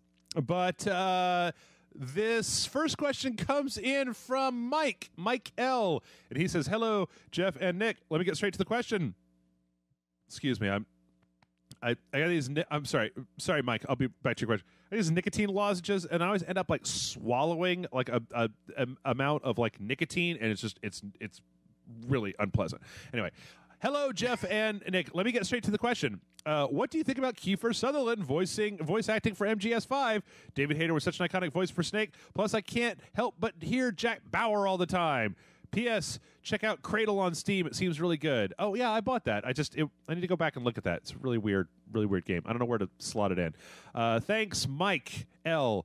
And I'm gonna be. This is signed Mike Literus, and I'm like, okay, all right, that's yep. Like Phil McCrotch. Anyway.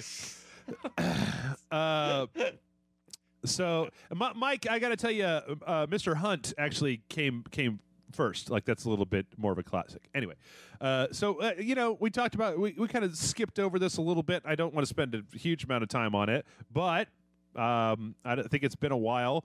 Did you played Ground Zeroes, right, Nick? Yeah, I did. Yeah. Okay, that had a little bit of Kiefer in it. What did you think? It wasn't bad. I mean, like if I had a choice, I would have David Hayter, absolutely. Yeah. I mean, like maybe Hideo Kojima is like being a genius, where like at the end of MGS5, you get to play as Solid Snake and David Hayter, and it's like all a big scheme or whatever. But it could be worse. Yeah. I mean, they could have like fucking Sam Worthington play Solid a big boss. I mean, do you remember there was a period of time where Sam Worthington was doing everything? Oh yeah, no, he was in the first Call of Duty Black Ops, I believe, right? And with this appalling American accent. I mean, like, you could just hear his Australian slip in every now and again, and it's almost like he didn't give a shit at all. But as far as Kiefer Sutherland, I think he's fine. I absolutely love, Jack Bauer, and I think he's a fantastic actor. I just... Oh, go ahead. Well, I'm just going to say that, like, for me, Solid Snake and Big Boss will always be David Hayter. Yeah, I mean, I think that, like, for my money, if you were going to cast a voice actor, a Hollywood voice actor, to be the voice of Snake, I think that Kiefer Sutherland's about as good as you could get, right? Yeah, but, absolutely. So it's just one of those things where it's like, well, it's kind of like one of those things for me where you go, like, if they ever made an Uncharted movie, and he's a little old for it now, but if they ever made an Uncharted movie, everybody is like, get Nathan Fillion, right? He's not exactly Nolan North in his vocal mannerisms, but he's close enough to the archetype that you can squint and kind of get it. And then another thing, Mike, Mike, I can see your name and your actual email address, but I'm not gonna call you by it.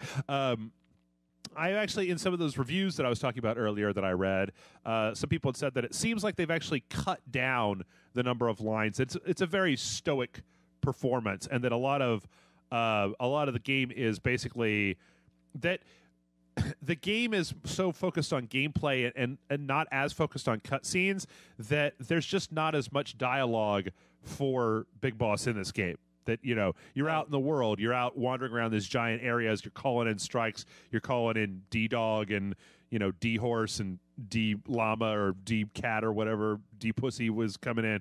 And you're kind of making me worried now, because I do like the cutscenes. I mean, fuck all the haters out there. Like, they were really well directed. I'm gonna tell you, I'd be willing to bet that. I mean, I think you and I think we should come back and do a spoiler cast. Remember, we did a spoiler cast a while back for Metal Gear. I think we talked about it when, like, the trailer for Ground Zeroes came out or something like that. I don't know what it was. Maybe it was Peace Walker or something. But I think that they're going to have that. I mean, that's been one of the things that I've seen in a lot of the reviews, is that they have apparently cut down on the amount of, like, honest to God story. Like, they said that they bring up a lot of interesting concepts, but they don't exactly, like, nail them to the wall with the kind of heavy-handed, over the top, explain it until you're just like, I get it. You don't like nuclear weapons. I understand that you don't like that. Yes, you think soldiers get a raw deal, Kojima. I do too, thanks to you. Thank you very much. You don't need to just explain it and explain it. But I don't know. We'll see. I mean, I wonder if maybe they're going to sub in a lot more, like, Master Miller talking. Because, when I think about it, Master Miller has been, like, he hasn't really been... I mean, he's like your second in command in Peace Walker, and there's a lot of him in Peace Walker, but he's not really in 3. And I think that in Portable Ops, you rescue... that's when you meet Colonel Campbell for the first time. I think Colonel Campbell is like your second in command in Portable Ops, and then in Peace Walker, Master Miller is there. But, like, Master Miller kind of got a raw deal in the Metal Gear franchise up until this point, right? Because the only other time that Master Miller was in the game, as near as I can remember, was in Metal Gear Solid 1, and then it was like, like an hour into the game where it's like, ha-ha, not really, ha-ha, bitch. Like, so, I don't know. I mean, like, I would, as I said before, I'd rather have David Hayter, even though when I was playing through Metal Gear Solid 3, Nick, I think I'm going to find you a cheap-ass PlayStation, send you a copy of the Anniversary Collection. Like, there were some lines in Metal Gear Solid 3 where Hayter was reading these lines, and I was just like, boy, that's cheesy. That's cheesy as hell. Like, it's just not really the best line read. But no, absolutely. But David Hayter pulls it off. I think it just speaks on how an amazing of an actor he is. Yeah. So I'm kind of curious how Kiefer could read these lines with a straight face. You know. Well, it's funny because there wasn't a lot of dialogue in Ground Zeroes, and we know that at the end, we know that I don't know if it's the very beginning of Metal Gear Solid 5. I'll know tomorrow. When this podcast comes out, but. If maybe they'll play it off like, oh man, I got all that fire in my throat, and now I sound just like Kiefer Sutherland. Fuck, Hey, do you think they'll still have the codex calls, right? Maybe. No. Well, so here's the thing: is that you remember how I think that they'll still have calls, but I don't. I think there might be some codec stuff, but I think it's going to be a lot more like, you remember in Ground Zeroes where it's like you would just point at a thing in the world and you would hold down the L1, I believe it was, button, and then it's like Master Miller would just come into your thing and be like, the target's in the northeast corner of the blah blah bliggity schmoog, and then you'd be like, oh yes, bliggity schmoog. That's very Russian. Okay, so you're not going to have like your ex-girlfriend calling in every now and again, bitching about the fact that you forgot that your anniversary today, or something like that. See, the thing is that, but see, you remember Metal Gear Solid 4, they had those codec calls, and it was in that giant screen where there was all that, like, you saw a full motion video of the person in the middle of the screen. They were, like, acting and stuff. It was fucking Colonel Campbell, like, at his desk with Rose behind him, like, shuffling his papers and giving him hand jobs and stuff, but... it pretty much was. That's what it was. That's what was there for. I know, it's just like Ryder's like, what are you watching? He's like, you might not want to see this. Yeah. Get back to it. Doesn't have to be a video call. Come on. No. Wait until I put this on Twitch. You'll find out. That's right. But I think that, I like the idea of them having all the information from Codex, but having that information overlay over the game. So like if the game is huge and you're like going from point A to point B and you actually have to travel, across the Afghanistan countryside. I was going to say wasteland, but that's kind of insulting. Countryside, rocks, I got West Texas. I know what it looks like out there. That if while you're doing that, in between listening to Maneater by Hall & Oates or, the Kim Wilde songs, like, they cut in and they're just like, let me give you some plot exposition, blah, blah, blah, blah. That'd be a way to get around having to have a whole hell of a lot of Big Boss voice acting and still being able to dump a lot of story on you. Apparently there's also a million different tapes for you to pick up that all have like audio logs on them. So I don't know, I think it sounds like they're trying to minimize the amount of lines that Kiefer actually has in this game, and I'm just like, okay, maybe he's expensive as an actor. But you know what? Hey, by the line. Here's the thing: when you think back to the other Metal Gear games, Nick, if you really sit down and think about it, Solid Snake does not do a lot of he does not have a lot of soliloquies. He does not go, the worst thing about war is that the war is changing and blah. He'll say stuff from time to time. Like, I'm not saying that he doesn't ever do that, but the large amounts of info data dump story stuff that happens at Metal Gear is the boss prattling on for 20 minutes about soldiers, or Ocelot talking for 20 minutes about fate and the world, or Meryl talking about how she doesn't like her uncle, or or the world, or Man of Machine. It's always something, right? Or Big Mama and 4, or Colonel Campbell get the scissors, Ludicrous 45, or whatever it is. Like, it's always somebody else. It's always somebody else talking, and then Snake just repeats what they say. They're like, this is a world. That's true. He does actually. That doesn't have a lot of. He repeats everything. It's like, yeah, cheese sandwich. It's like Metal Gear. Yeah. Metal Gear. No, it's funny because I don't know if you remember this. I don't know if you remember this, but in Metal Gear Solid 3, he goes and he talks to that guy who designed, who's like the one. He's not Sokolov, but Granin, the guy who's the other researcher, who's all just drinking in his office. And he explains to Snake, yeah, I designed this whole robot. It walks on 2 legs, and it's going to be like some sort of Metal Gear for the next century. And there's a part where they flash back to Snake, he just goes, metal, and then zooms in a little bit on his face, and he goes, gear. It's like, yes, Metal Gear. Neither one of those words are weird, and... But I thought he was gonna wink at the camera for a second, it is kind of a wink to the camera. My favorite is in Peace Walker. There's a part where you have to search all of these trucks. You're looking for these trucks that are carrying these nuclear weapons, and you're looking through these trucks. And you look through different one of them. One of them has Hideo Kojima in it. He just looks at you, and you're just like, but one of them, you open it up, and it's just a bunch of actual metal gears, with the like an actual gear in the back of the truck, and he just goes, metal gears? And then I was like, okay. Anyway. God. Next up, this one comes from Danger Dave, who says, hello to the Rage Select podcast. Quick question. In a few weeks, I am leaving on a trip that will take me to Eastern Europe and Japan. I'm wondering if you know of any really excellent games for any system that did not get a North American release. Any recommendations on what to try to track down during my travels? Let me know if you have any ideas. Of the dog, by the dog, and for the dog, Danger Dave. I'm gonna look up. I'm gonna ask you, Nick, because you live in Europe, and then I'm gonna look up stuff. I'm gonna do Google search games. Yeah, but he's talking about Eastern Europe though. So I know with the name like Danger Dave, for some reason I just picture him being a Brit. Mm-hmm. You know, he sounds like a lad with that title. To be honest, I have no idea. I mean, like. There are some games which are set in Britain, but I think they came out in the States as well. Did you ever play a game called The Getaway?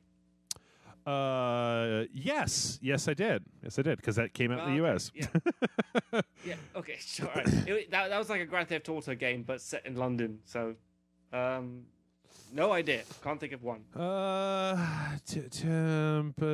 I'm just not as, I tell you the only game. I'm going to tell you about one game, and it's a Japanese game, and it's a game that I've actually considered purchasing or going through the effort of getting a Japanese PlayStation account and like a prepaid Japanese card. Like a PlayStation Network card to add funds to do this. And let me see if I can figure out what this. Oh my God, it's a super. Well, okay, I don't really know. I've just seen streams of it, but it's apparently like a super pervy open world Japanese taking pictures of ladies' panties game. Let's see, PS4 game longest name ever. And how do you know about this game? I saw it on a website, Kotaku. Sure you did. No, Nick. I want to get this game to stream it on Rage Select. Like, I want to. It's weird and fucked up and crazy, but like it's just like a giant world, and you're this guy, and you've got a camera, and he's got like a slide move where you can like run up to women and then slide like in front of them and like slow motion take pictures of their panties as you're doing it. It looks really gross. But let's see. It's called okay. I'm going to say this, right? And Danger Dave, if you live in the United States, man, I'd almost be willing to oh God, I don't know how much this would cost. I'm almost willing to give you my address. I don't like to give out my address, Nick, but I'm almost willing to give somebody my address for it. So this is probably the longest name of any video game of all time, and this is the approximate translation. Summer-colored high school adolescent record. A summer at school on an island where I contemplate how the first day after I transferred, I ran into a childhood friend and was forced to join the journalism club, where while my days as a paparazzi kid with great scoops made me rather popular amongst the girls, but strangely my camera is full of panty shots and where my candid romance is going. That's the name of the game. Bullshit. No, that's the name of the game. Up. No, I'm not. I could not make that up. Like, just go out and do a search. I think they call it Summer Colored High School is what they've shortened it to, right? But it's available, and like it's a PlayStation 4 game, and like if you make yourself, you go through all these hoops, like you go through these websites to find like how to create an account, how to spoof it to an address, how to get money on it. You can create a PlayStation 4 Japan account and then buy this, but also it's all in Japanese. So I started looking at it, and I was just like, this is a lot of work for me to play a game which is ostensibly pretty gross when you come right down to it. So yeah, there you go. That's all I got, Danger Dave. I'm afraid I don't know. Most of the crazy I think that's more than he needs, Jeff, okay? That's like way more. Most of the crazy Eastern European games I know of, like Stalker and some other ones, they're already out. Like you can get copies of them. All right. You don't have Stalker in America? Oh no, we totally have Stalker. There's another one. There's a game company that made these two really weird games that I've always wanted to get a copy of. One is about an Eastern European, like it's a weird kind of like Resident Evil thing where there's a plague, but it's a very like kind of social, like you talk to people, but then there's also other stuff. There's another one that's called The Void, which is on Steam, where it's all about like the afterlife, and it's this weird kind of crazy ass. I don't know. It's so bizarre. The other one is called. I don't know where that is. Did you get Chernobyl? Which one is that? What are you talking about? That was like an old PC game, I think. Like the only thing I can think of is Stalker. Stalker Shadow of Chernobyl. Yeah. I think we had those. Okay. I think all 3 Stalker games are actually available in the U.S. One way or another. Yeah, Stalker, Clear Sky, Shadow of Chernobyl, and Call of Pripyat they're all on Steam. So they're pretty easy to get. But I don't know, maybe some folks in the comments can tell you crazy shit that you can get. All right, our next one comes in from, let's see, so 1, 2, 3, 4, 6. Okay, no, I think I might have just deleted somebody else's question. I'm sorry if I did, but this one comes in from our friend B. Hammer, who says, "Hello, Jeff and Nick, your glorious prophets of the goddamn Doncles. I heard that Nintendo is thinking about getting back into the movies. I think it's strange that they haven't made more. You would have thought that after the critical and commercial success of the Super Mario Brothers movie, Nintendo would have made their own Nintendo universe with Mario and Link and Samus and every other colorful character they have in their pocket. But I guess they decided to focus on their games. But now they're getting back into the movie business. So my question to you, fine fellows, which Nintendo properties do you think do you want to see adapted first? How do you want to see those properties adapted? Animated or live action? If you were in charge of one of Nintendo's adaptations, because after the Dick Bees and the Mario and Luigi pedophile jokes, I'm sure Nintendo would love to see Rage Select handle one of the properties. How would you approach a Nintendo series? Keep up the great work. Dong Lord be praised. B Hammer 100. And then he says, note, I have never seen the Super Mario Brothers movie. B Hammer 100, you need to stop listening to this podcast and immediately go watch the Super Mario Brothers movie. It is probably the dumbest pile of trash that you've ever seen. No, it's not the dumbest pile of trash you've ever seen in your life. It's just almost incomprehensible as to how hard they managed to fuck that movie up.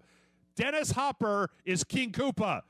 Hopper is King Koopa. I actually look at it in a different way. I see that movie as a prime example of how film studios don't understand video games at all. Yes. Especially in its heyday. Mm-hmm. I mean, they still don't. I mean, like, they fucking released Hitman Codename 47, and I'm hearing about how badly that sucked. Yeah, I was going to go watch that last night to talk about it on the podcast, but then I was like, no, I think I'm just going to play Metal Gear instead. I don't think I think you saved yourself some money, to be honest. As far as what Nintendo properties I want to see adapted, I think Mario is a little difficult because Mario is a weird world. When you really, I mean, we're all used to it, right? Because we're gamers and blah, blah, blah, blah.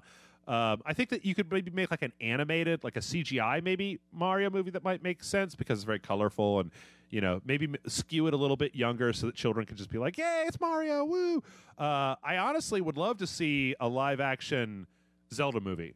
I think that would be perfect. I think you could just, you know, between all the different incarnations of Zelda, that if you just switched around a little bit, you could kind of make yourself a little Lord of the Rings style, you know, questing for the Triforce. I'm Link, add a couple of the characters from the movie in. I think they could totally make a Zelda movie. It's a very. Here's a question though: Are you going to go around the route of like it's a fun family movie, or are you going to go like Game of Thrones dark Zelda? Well, that's the problem, right? Is if it was up to me, I would make it adult because the people who played Zelda when they were kids are now adults, and Zelda, even though it's very E for everyone, it's still got swords and skeletons and giant spiders and stuff like that, where you could, if you just turned the slider, if you just switched the, you know, skew it a little bit more in the adult direction, you know, Ganondorf is a pretty bad dude, and you know, you've got princesses getting captured. I would probably maybe have a little bit of the kind of, maybe, I don't know, maybe Ocarina of Time, add a, you know, make it a Lord of the Rings style, but then add a little bit of time travel in there and just be like, hey, yeah, or fucking Majora's Mask, but let Christopher Nolan direct it like Memento, where it just the same thing keeps happening over and over again. Or not, that's not what happens in Memento, but Groundhog Day, yeah, director of Groundhog Day. That's what's his name? Egon, right? Is director of Groundhog Day? Ivan Reitman? Did he do Groundhog Day? Let's see. I'm going to make sure. Harold Ramis. Yep. Oh, okay. Egon. Egon. But yeah, I also think you could probably make a Metroid movie. Again, you're entering into a universe. It's probably a little bit. It's going to require a little bit more setup. But you could probably make that into a movie. Pikmin might make a good CGI animated movie. You know, you've a little Olimar going down there and collecting up the Pikmins. I'm trying to think of other Nintendo properties. Do you have any? I didn't really see that. But when you said Metroid, that makes perfect sense because the fact that it doesn't have that much substance to it means that they can, just brainstorm ideas to make it like a fully fleshed out universe, kind of like Guardians of the Galaxy or whatever. Sure. You know. Yeah, no, you could make some changes to it because Samus doesn't really have a whole hell of a lot of. I mean, she's got some character. I mean, I never played Other M, so I don't know. Everybody's like, it's the worst thing that's ever happened in the history of mankind. I mean, like Mario Brothers is probably the hardest property you can adapt. You know, like Earthbound. Earthbound. Earthbound would be the hardest one. Yeah, but it's a live action hero. I mean, the route they took was wrong. You know? Actually, Earthbound might make a really interesting TV series. It's so weird that as long as you could kind of stick to the Earthbound weirdness, it's so weird. I don't know. You might be able to get away with that. You might be able to get away with doing an Earthbound TV series where every week Ness and friends are, finding a new piece of the Earthbound thing. I don't know. I mean, I'm a fan. I am a firm believer, Nick, in the notion that you can make anything into a movie. You just have to have some care and love and attention and not just poop out a by-the-numbers garbage script and then go, this will be great. If they could do it with comic books, I don't see why not. Because none of these movies are 100% accurate to the graphic novels out there. They just take the best bits and put it in. Yeah. Absolutely. So, yeah, I feel like you could totally... I mean, Zelda is a medieval fantasy with a lot of magic and monsters and stuff like that. You could totally do that. Metroid is science fiction with a strong female lead. I'm sure that would probably do very well at the box office. Earthbound is a TV series. Fuck, man, Star Fox might work as an animated show. Oh, no. Dude, Star Fox. I would totally watch a Star Fox movie. You have Star Fox and friends go on adventures every week. Make it like a... Yeah, sure. Maybe they could do like a Pixar sort of movie or something. Yeah. Star Fox. That would be sick. Go look at the. I mean, all you have to do is go look at the trailer for the new Ratchet and Clank movie, and it's just a space adventure with a fuzzy a Lombax and a robot. It's like, yeah, sure, man. We don't give a shit. We'll go watch it. Did you ever watch Bucky O'Hare? Oh, yeah. God. That so reminds me of Star Fox. I remember that. Brilliant. I haven't thought of that in fucking years. Holy shit. Captain Bucky O'Hare. Holy crap. Wow. I just looked at a bunch of pictures. Yep. Totally remember that. Green Rabbit. Got some. Yeah. Yep. That is practically Star Fox right there. So, there we go. I remember that. Yeah. I remember the NES game. Yep. Well, shit. All right, well, our next one here comes in from Dylan, who says, "Greetings, prophets of the mighty dong. So during my downtime when there's nothing to do, I have lately found myself reading over content that was cut or changed entirely in video game development or movie productions. For example, all the content that was cut or changed in Metal Gear Solid 2, or the changes to Mass Effect after the original writer left after Mass Effect 2, where had he stayed for Mass Effect 3, the story would have focused on dark energy and so on instead of the final product we received. So my question for you guys is, have you ever found content that was cut or was changed or cut completely in a game or movie? And if so, what bit of content that was changed or cut did you find most interesting, and wonder what could have been or why it was changed or taken out of the final product? Thanks for answering my question. May the dong be with you, Dylan."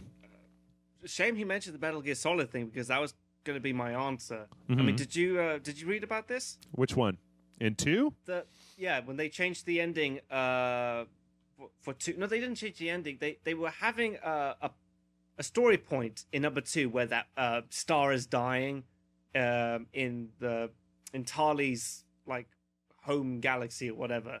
like her people, the quarries. Mass Effect. Mass Effect. You're talking about Mass Effect. Yeah, you said Mass Metal Effect Gear. too, I was just like, you start talking about stars, and we've been we've been talking about Metal Gear for so fucking long that it's in our mind. Okay, all right. Sorry. Okay. So go back. Mass Effect 2. Yeah. Tali's on that Quarian world, Mm-hmm. and the star is dying, and they make a big deal about like why the star is dying. And then I play Mass Effect 3, and they never mention it again. Mm-hmm. And then I read later why that was. I mean, did you read about the story? Well, it was the writer change, right? I don't know. Yeah, but do you know where they were going with the plot device? No, I don't think I ever went back and looked at that. Well, apparently, I mean, like, this is from what I read, that there was going to be a reason why the Reapers were harvesting life in this galaxy. It was because they were trying to stop this dark energy from building up. And the reason why it was building up is because it's discharged energy from the Mass Effect relays. So at the end of the third game, quite possibly, as Shepard, you would have to make a decision on whether to let this cycle of extinction continue or stop it and risk complete extinction forever. Because when these Reapers harvest everyone, they kind of save them for another time. Like they're kind of still alive, but they're in the circuitry within the machines. So it's one of those, like, which it kind of made sense. It was a lot more interesting than just the whole we can't trust organics with synthetics. Right. Which, Yeah. No, that actually makes a lot more sense. Yeah, that sounds great. I try not to. I tell you what, I try not to look too hard at some of these things because I just go, "Aw, but that sounds way better." Me too.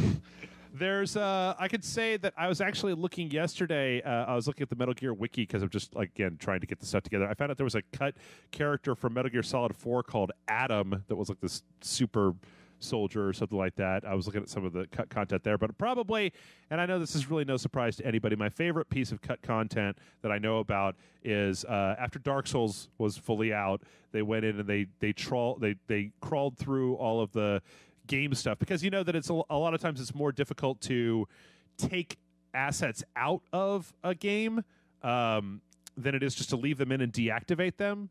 Because if you take them out, then you have to worry about it leaving, like, creating new bugs or whatever. Whereas if you just deactivate them, they'll be in there. So they actually went through Dark Souls and they went through a lot of some of the dialogue that was taken out. And so one of the most interesting things about that game is at the very, very beginning of Dark Souls, there's this guy named Oscar.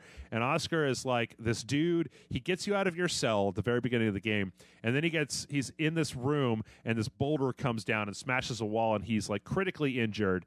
And he gives you the Estus flask, and he tells you kind of where you're supposed to go. And he gives you a key to get out of the area, and then he dies. And he goes, blah, and he's dead. And he comes back later on as a Black Phantom if you come back to the asylum area.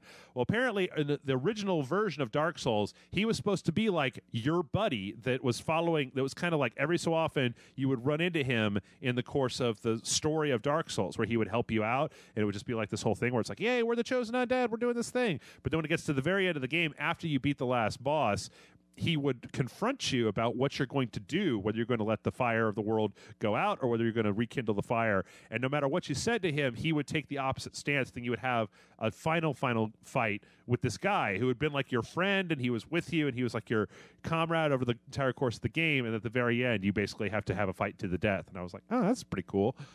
I also know that there was a lot of cut content in Knights of the Old Republic 2, the Star Wars Knights of the Old Republic 2, that actually is been added back into the game, where there was a group that's been working since that game came out to dig that content out and basically resurrect it, retool it, put it back into the game, because apparently it makes the game just a lot better. When you say people have, you're talking about like just like fans of the game, not actual developers. Yeah. There's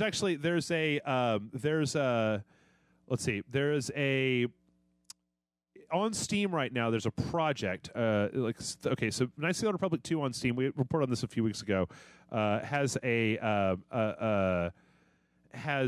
Steamworks support, where you can basically add mods from the game in. And there's a mod called like the Complete Edition or something like that, where a bunch of people have been working since that game came out to pull all the cut content and then add it back into the game. And I haven't looked at it yet. I mean, I know it's there. I've installed the mod. I just haven't really had a chance to really go in and look at it. But apparently, yeah, it's another one of those things. Kind of like hot coffee, right? You remember in Grand Theft Auto 3 or San Andreas where they found that?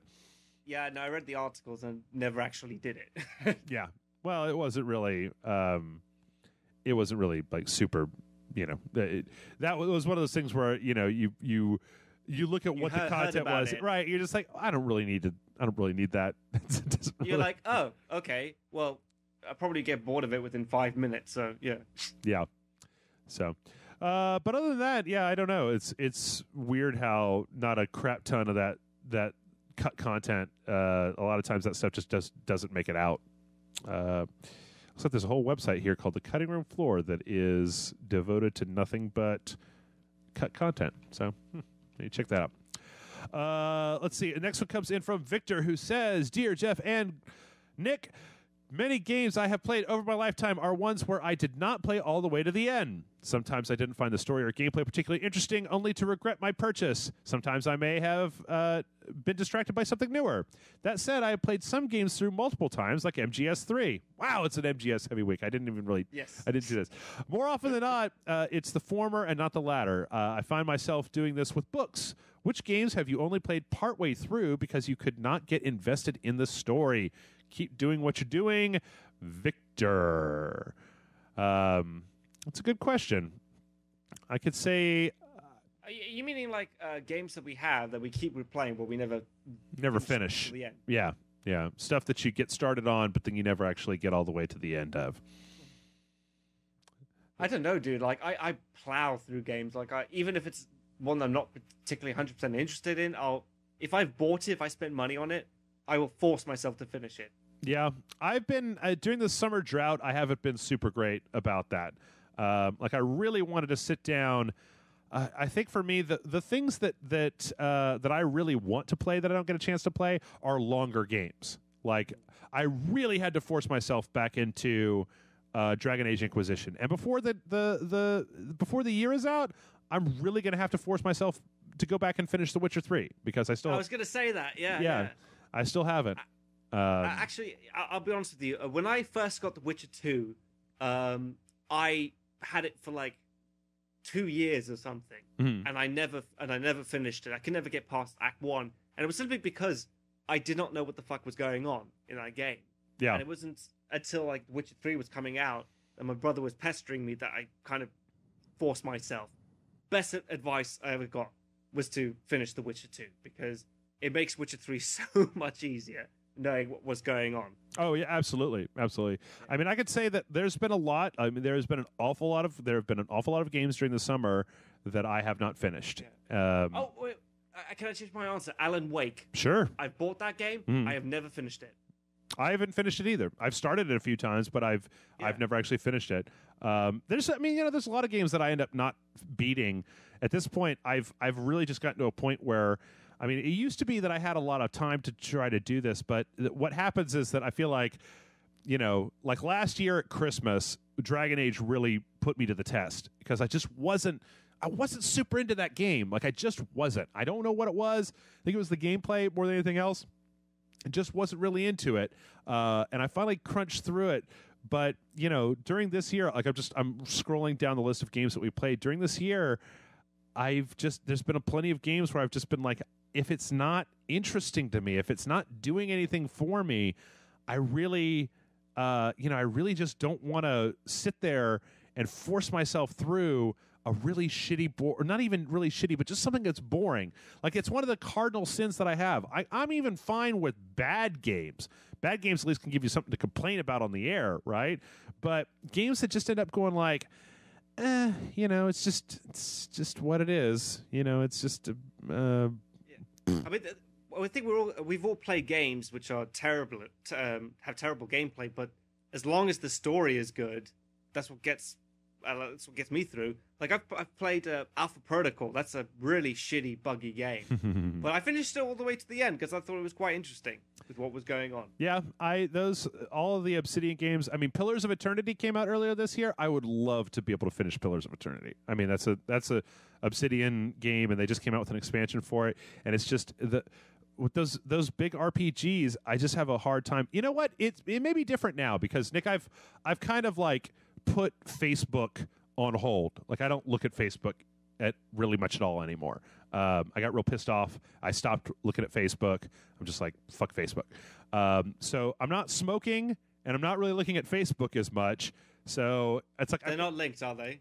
You know, no. That's not the reason why. No. I need to stop smoking. That was why I stopped smoking. Was because Right. I just need to quit fucking smoking.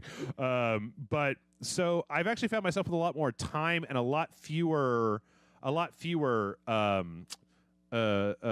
points to distract me, right?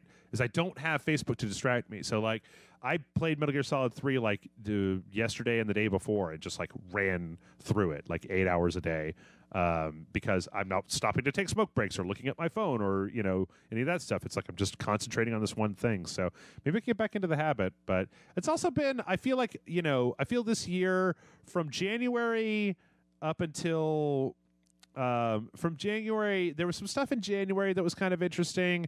But ever since Witcher 3 or maybe Batman, it's been a really dull summer for video games. Just HD remakes all over the place. And, you know, I'm just looking here. The Order 1886. Woo. You know, Dead or Alive 5 Last Round. This is stuff. I'm just looking at old stuff that we played. Lucius 2. These are all just not very interesting games to play. But now we're finally doing it. Isolation was good. That was last year, I believe, wasn't it? I thought it was this year. I think it was last year. I mean, oh, okay, my bad. Yeah, but I just feel bad for the fact that you never got into The Witcher 3 because that is the only game of the summer that I consider.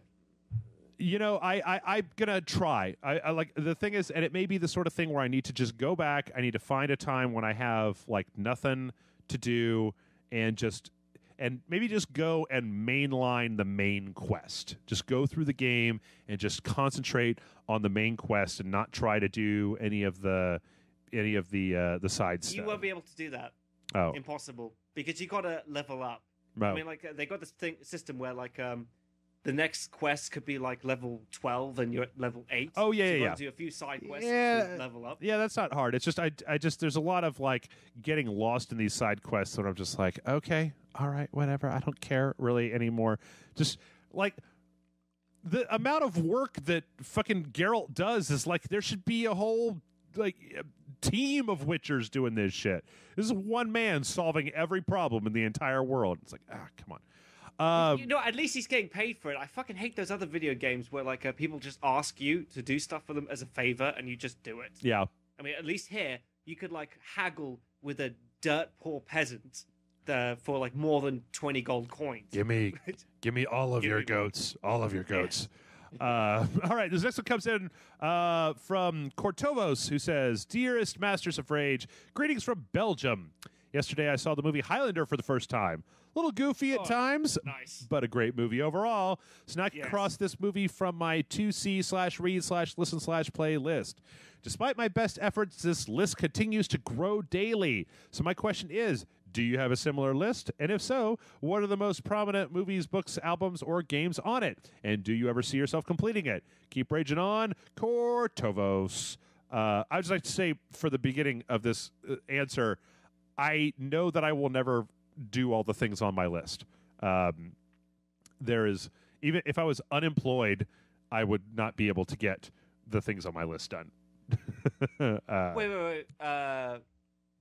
Like what exactly? Is he talking about films? Is that the thing? No, he says he crossed the movie off of his 2C/read/listen/play list. So his list of like movies, TV shows, albums, books, video games that are like queued up, right? Stuff that he wants to get his hands on. He's asking, do you have a list like that? And if so, what are some of the most prominent things on it? Okay. Let's see. Well, yeah, I kind of answered a little bit of this in the last question, but trying to think of the must-see movies that are really on my list that I really would like to see again, because that's more like I kind of play the games. The games, like if I want to play a game, I play a game. That's just the way that it goes, and that's not bragging or anything. I'm just that's what my day job. So I can kind of make an excuse to be able to play a game if I want to play it. So let's see. I'm trying to think of movies. I do want to see that Agent 47 movie. I do. What? No, I don't put that on your list. No, I gotta see it. I do want to see, and not only that, Nick, but I also want to see Pixels, just so that I know. I gotta know. But I'm not gonna pay to see it. I mean, that's for goddamn sure. Fantastic Four is also on there. I kind of want to see that. I want to see The Man from U.N.C.L.E. That's another movie in the theater right now that I really would like to go see. Is that meant to be shit as well? I actually heard from a bunch of people that it was pretty good. Yeah. You know what? No, I'm not just listing shitty movies that are in the theater right now. That's not. I was about to say a shitty movie that I've got on my list. Apparently, the Prince Charles Cinema in London, they do screenings of The Room once a month. Sure. I always keep meaning to see that, and for some reason I always keep putting it off.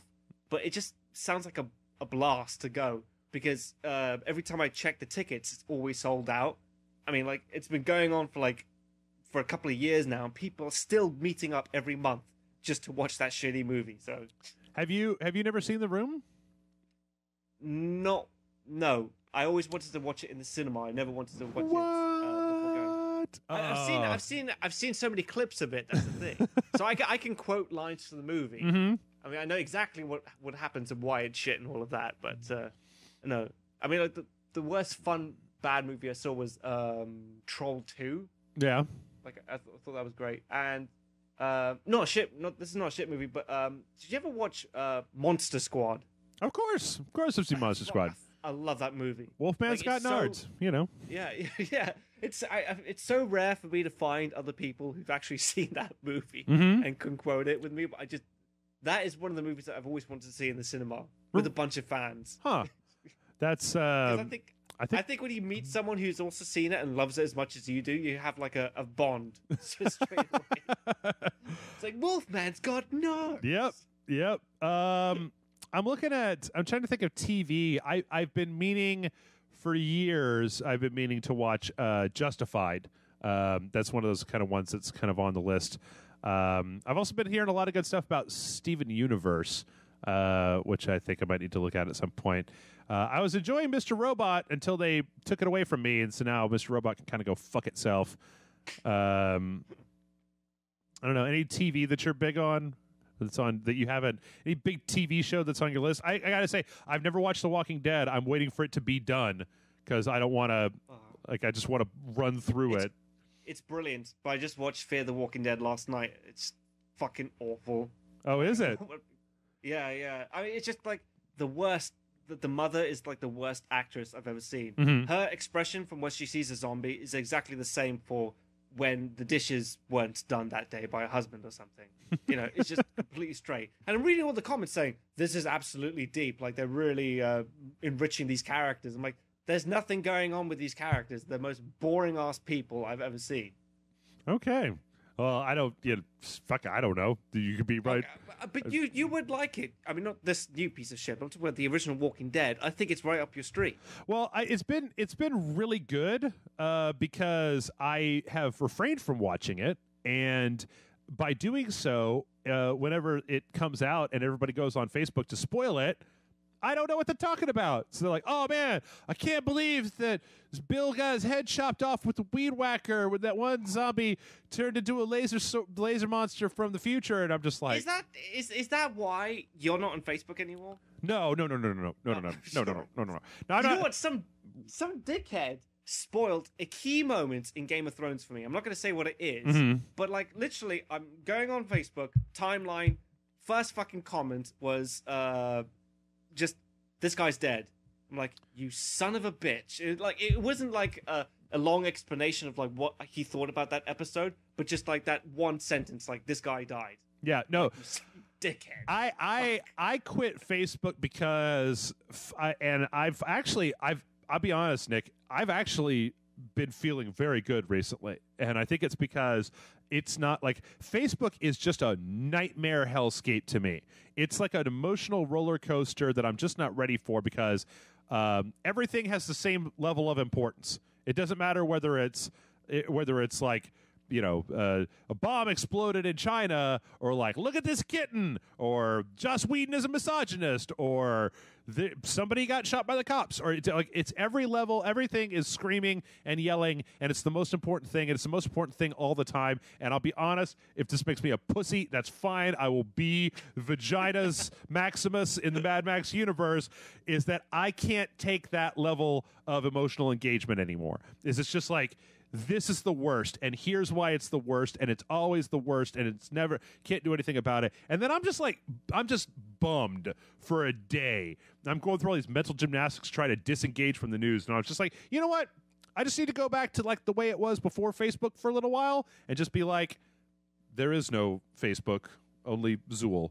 Only my game console and, you know, podcast and record stuff. And I know, weird that you feel like that with Facebook, because like I find Facebook to be a quite charming place most of the time. I mean, American news, that's what terrifies me. Every day, like when I was living in the States, it was like a bomb going off here, like a mass school shooting over here, and, you know, suicides going off here, gang problems. Like, it's your news media that's constantly pumping out fear and horror. I think, whereas Facebook, I mean, like, yeah, you're right. You get to see like a factory blow up in China, but then you get to see like a little puppy do something cute. The puppy isn't worth seeing the factory blow up. The factory blow up, emotional resonant state. You know what it is? It's more, and this is, oh my God, I hope that none of my friends on Facebook are listening to this podcast right now. It's more just like there's so many like social injustices and issues about like people being oppressed and people being abused and people that, you know, where society is just blah, this and that and the other thing. And I feel bad, man. I'm kind of an empathetic person. Like, I feel bad when people feel bad. And so it's just like every day another story about like this person who's was oppressed until they committed suicide, or this reason why everybody in this class of people is just being like completely undermined, or this new terminology that you can't use because it's offensive to these four people. And I understand, like, that shit's important. I don't want to offend anybody. I want people to feel like they're being oppressed because I use words. Like earlier, you used the word retarded, and like I can't do that anymore. I feel guilty if I do that. So, but for me, it's wound me up so much that I'm just like, I have to get the fuck off and stay away from social media for a while and just look out my window where nothing is happening, take my nice dog for his lovely walks, and drink some coffee and just chill out, because otherwise I think I'm going to have some kind of fucking crazy aneurysm. But have you forgotten your profession, mate? You know, like, your life is dominated by social media, whether you like it or not. You can't just take a break and walk away. No, I still, I'll still keep an eye. Excuse me, I'll still keep an eye on like the comments, and I'll go to the Rage Select page. Like, I still post stuff on Rage Select, and I'll go to Twitter from time to time to see if anybody's like doing anything. But what I'm not going to do, and it's interesting, it's so interesting. I'm going to tell everybody out there to do it. Try this experiment. I know I've said this before. This should be a way easier experiment, because before I was like, hey, try not eating cheese for a week. And everybody's just like, you go fuck yourself and die. I'm like, all right, cool. Don't just keep eating all the cheese you want to. That was all your French fans, by the way, saying that. No, everybody. And some guy got really pissed off at me in a bar who I really don't know all that well, where I was just like, really? And so I think Jason Murphy might have even said to me, I'd rather die than stop eating cheese. And I'm just like, nah. Anyway, do this as an experiment. You listeners at home, don't look at Facebook for like 3 days, and just, you don't even have to, like, I don't expect that everybody's got the same mentality as me, so you're not going to like feel better. It's not going to make you feel better. That's whatever. What I want you to do is just realize, by not opening Facebook on your phone or opening it in a browser, by just making that conscious choice, you will find out how much of your spare time you are just filling up with Facebook. Because the first day that I did this, I was like, I finished doing something on the website, and I was just like, I'm going to go over to Facebook. Oh, wait, no, I'm not on Facebook anymore. And then I started finding myself, like, every 20 or 30 minutes when I didn't have anything else to do, I was just like, I need to go to Facebook. And I was like, do I really look at Facebook that much? Because, dude, fuck that. It's it's just a news feed. Anyway, so yeah, give that a try. See what you think about it. One last question. This is an odd one, Nick. This one comes in from Oscar. Oscar says, Dear Jeff and Nick, I have an uncle that's deaf, and when it comes to movies, he doesn't really have good taste. He prefers movies that are more visual and gets bored reading subtitles. So really good smart movies, for example, Fight Club, he'll think are boring and would prefer a high-speed, dumb action movie. So applying this experience to you, is there a foreign movie that you know is good but never gave it a chance because it's not dubbed and you would have to read the subtitles? Your loyal fan, Oscar. I forgot that that's what this question was asking at the end of the question. I just thought that the whole deaf uncle who really only likes like Bad Boys 2 because he's like, fuck subtitles, I don't want to read them. You know what? I was just, for some reason, I was trying to think of like, are there any visual films with like there's no talking whatsoever? And I was just thinking about those really god-awful, pretentious movies by that guy who made Only God Forgives. And I'm pretty sure even his uncle would find that boring. You know, it's just like a bunch of dudes staring at each other the entire time. Have you seen that? Who made Only God Forgives? He did Drive. Oh, yeah. Long, ponderous establishing shots. Yep. Of Ryan Gosling. Of Ryan Gosling. Yep. I never saw Only God Forgives. Yeah. It's pretty bad. So I think, I mean, I'm going to, Nick, I'll let you answer, but I think that I speak for the both of us when the question that he says, is there a foreign movie that you know is good but never gave it a chance because it's not dubbed and you would have to read the subtitles? No. I'm a subtitle machine. I like anime. I read subtitles all the time. I watch foreign movies all the time. Subtitles are just part of the experience. It don't matter none to me. Like, I don't have to make an effort. They're just kind of automatic, and I just read them along with watching the movie. But there's an exception to every rule. Okay. Like, there are some movies that become better because of the dubbing. See, now I know a lot of people with the anime who believe that, but it sounds like, are you talking about a live action movie? Are you talking about anime? A live action movie where the dubbing is so terrible that it actually enhances the movie experience. Okay, for example, such as Hard Boiled. Have you ever seen that dubbed? No. It's got some of the worst dubbing I have ever heard, and it just cracks me up. Really? I mean, Hard Boiled is a brilliant action film on its own. In fact, it's probably my favorite action movie of all time, with all the gunfights and just what they did. Just amazes me, like all the practical effects. I just wish they would do something like that now. But it has some terrible dubbing on the. It might not be available for the American release, but on the British DVD I got, it sounds like they just got some guys right from around the corner. You know, like some homeless people just asked them to say these lines because it's just absolutely hilarious listening to them. Okay, I don't think I've ever done that before. I mean, I think I've only seen Hard Boiled as a subtitled movie. Well, did you ever watch Godzilla movies when you were a kid? Yeah. As a kid, you don't read the subtitles. Sure. The dub versions. Yeah, obviously. But I mean, as time went on, I mean, when I was a pretentious teenager, I was like, oh, I'm going to watch this French movie, blah blah blah blah. You know, or as I said, earlier on, and this is a whole thing. There's some people on the website that are absolutely adamant in the idea that there are dubs for some anime that are better than the subtitles because they add like characterization or like accents, or they change some of the dialogue in ways that actually make the story better.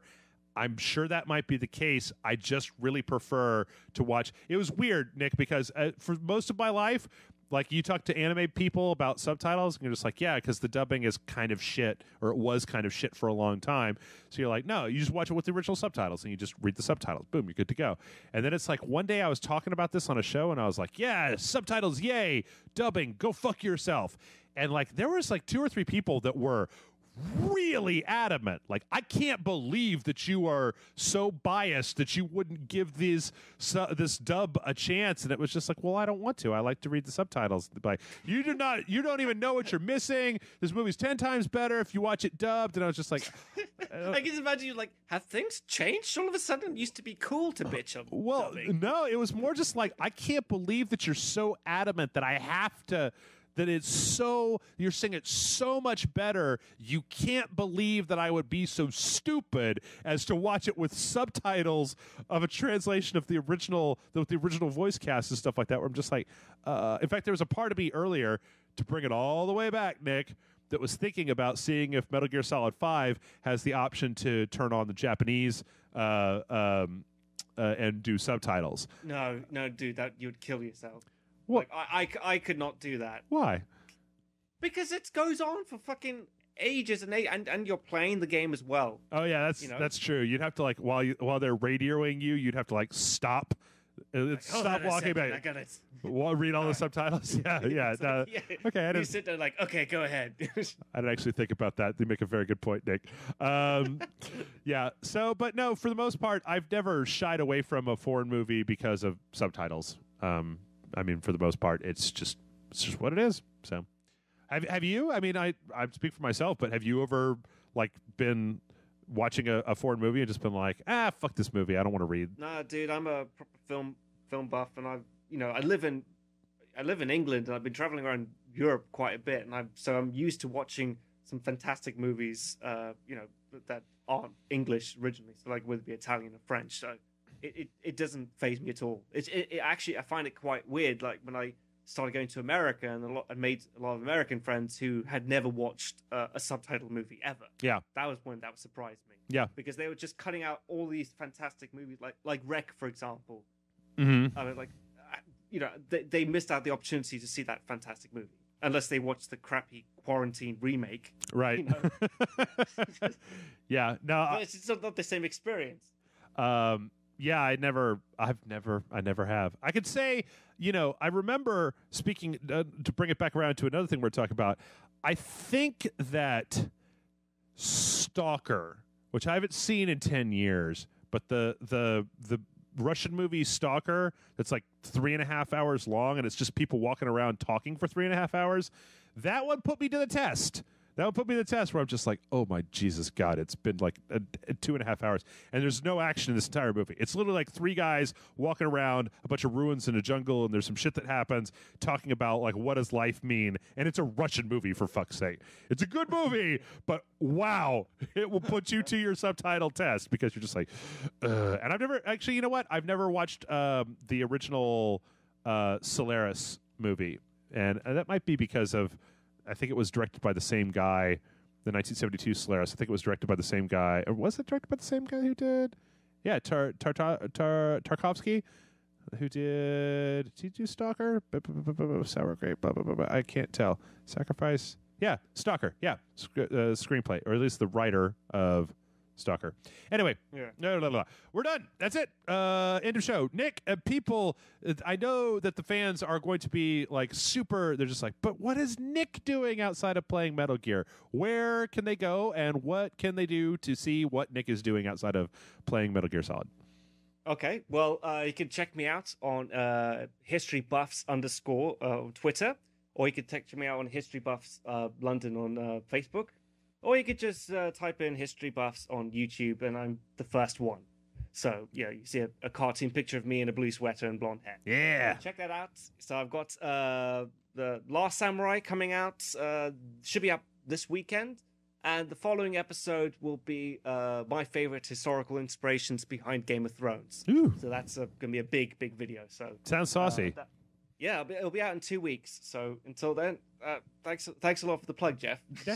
No, you guys watch Nick's videos. They're like, like we were talking about before. They're like produced. They've got like a script and stuff. Like they're great. They're animated as well. I mean, like they're totally different. I mean, like if you want something that's a little bit more in depth and analytical in talking about historical stuff, then that's what I do. I just like point out if you ever watch a historical movie and you want to know how accurate it is, then you'll find out in my reviews. So okay. Thanks a lot, man. And no, you guys should not only watch his videos, but share them to your friends, because I bet they would really like them. I mean, maybe do that for like Rage Select too, if you think about it. But yeah. but share that shit out. Like, Yeah. And so with that, we're going to go ahead. We're going to wrap it up. Let's see. Mail at rageselect.com is the email address. As always, this is Sunday. Tune in tomorrow. We should probably have a little bit of sports for you. And by sports, I mean the Huey Lewis album Sports. I'm just going to broadcast on the website entirely tomorrow.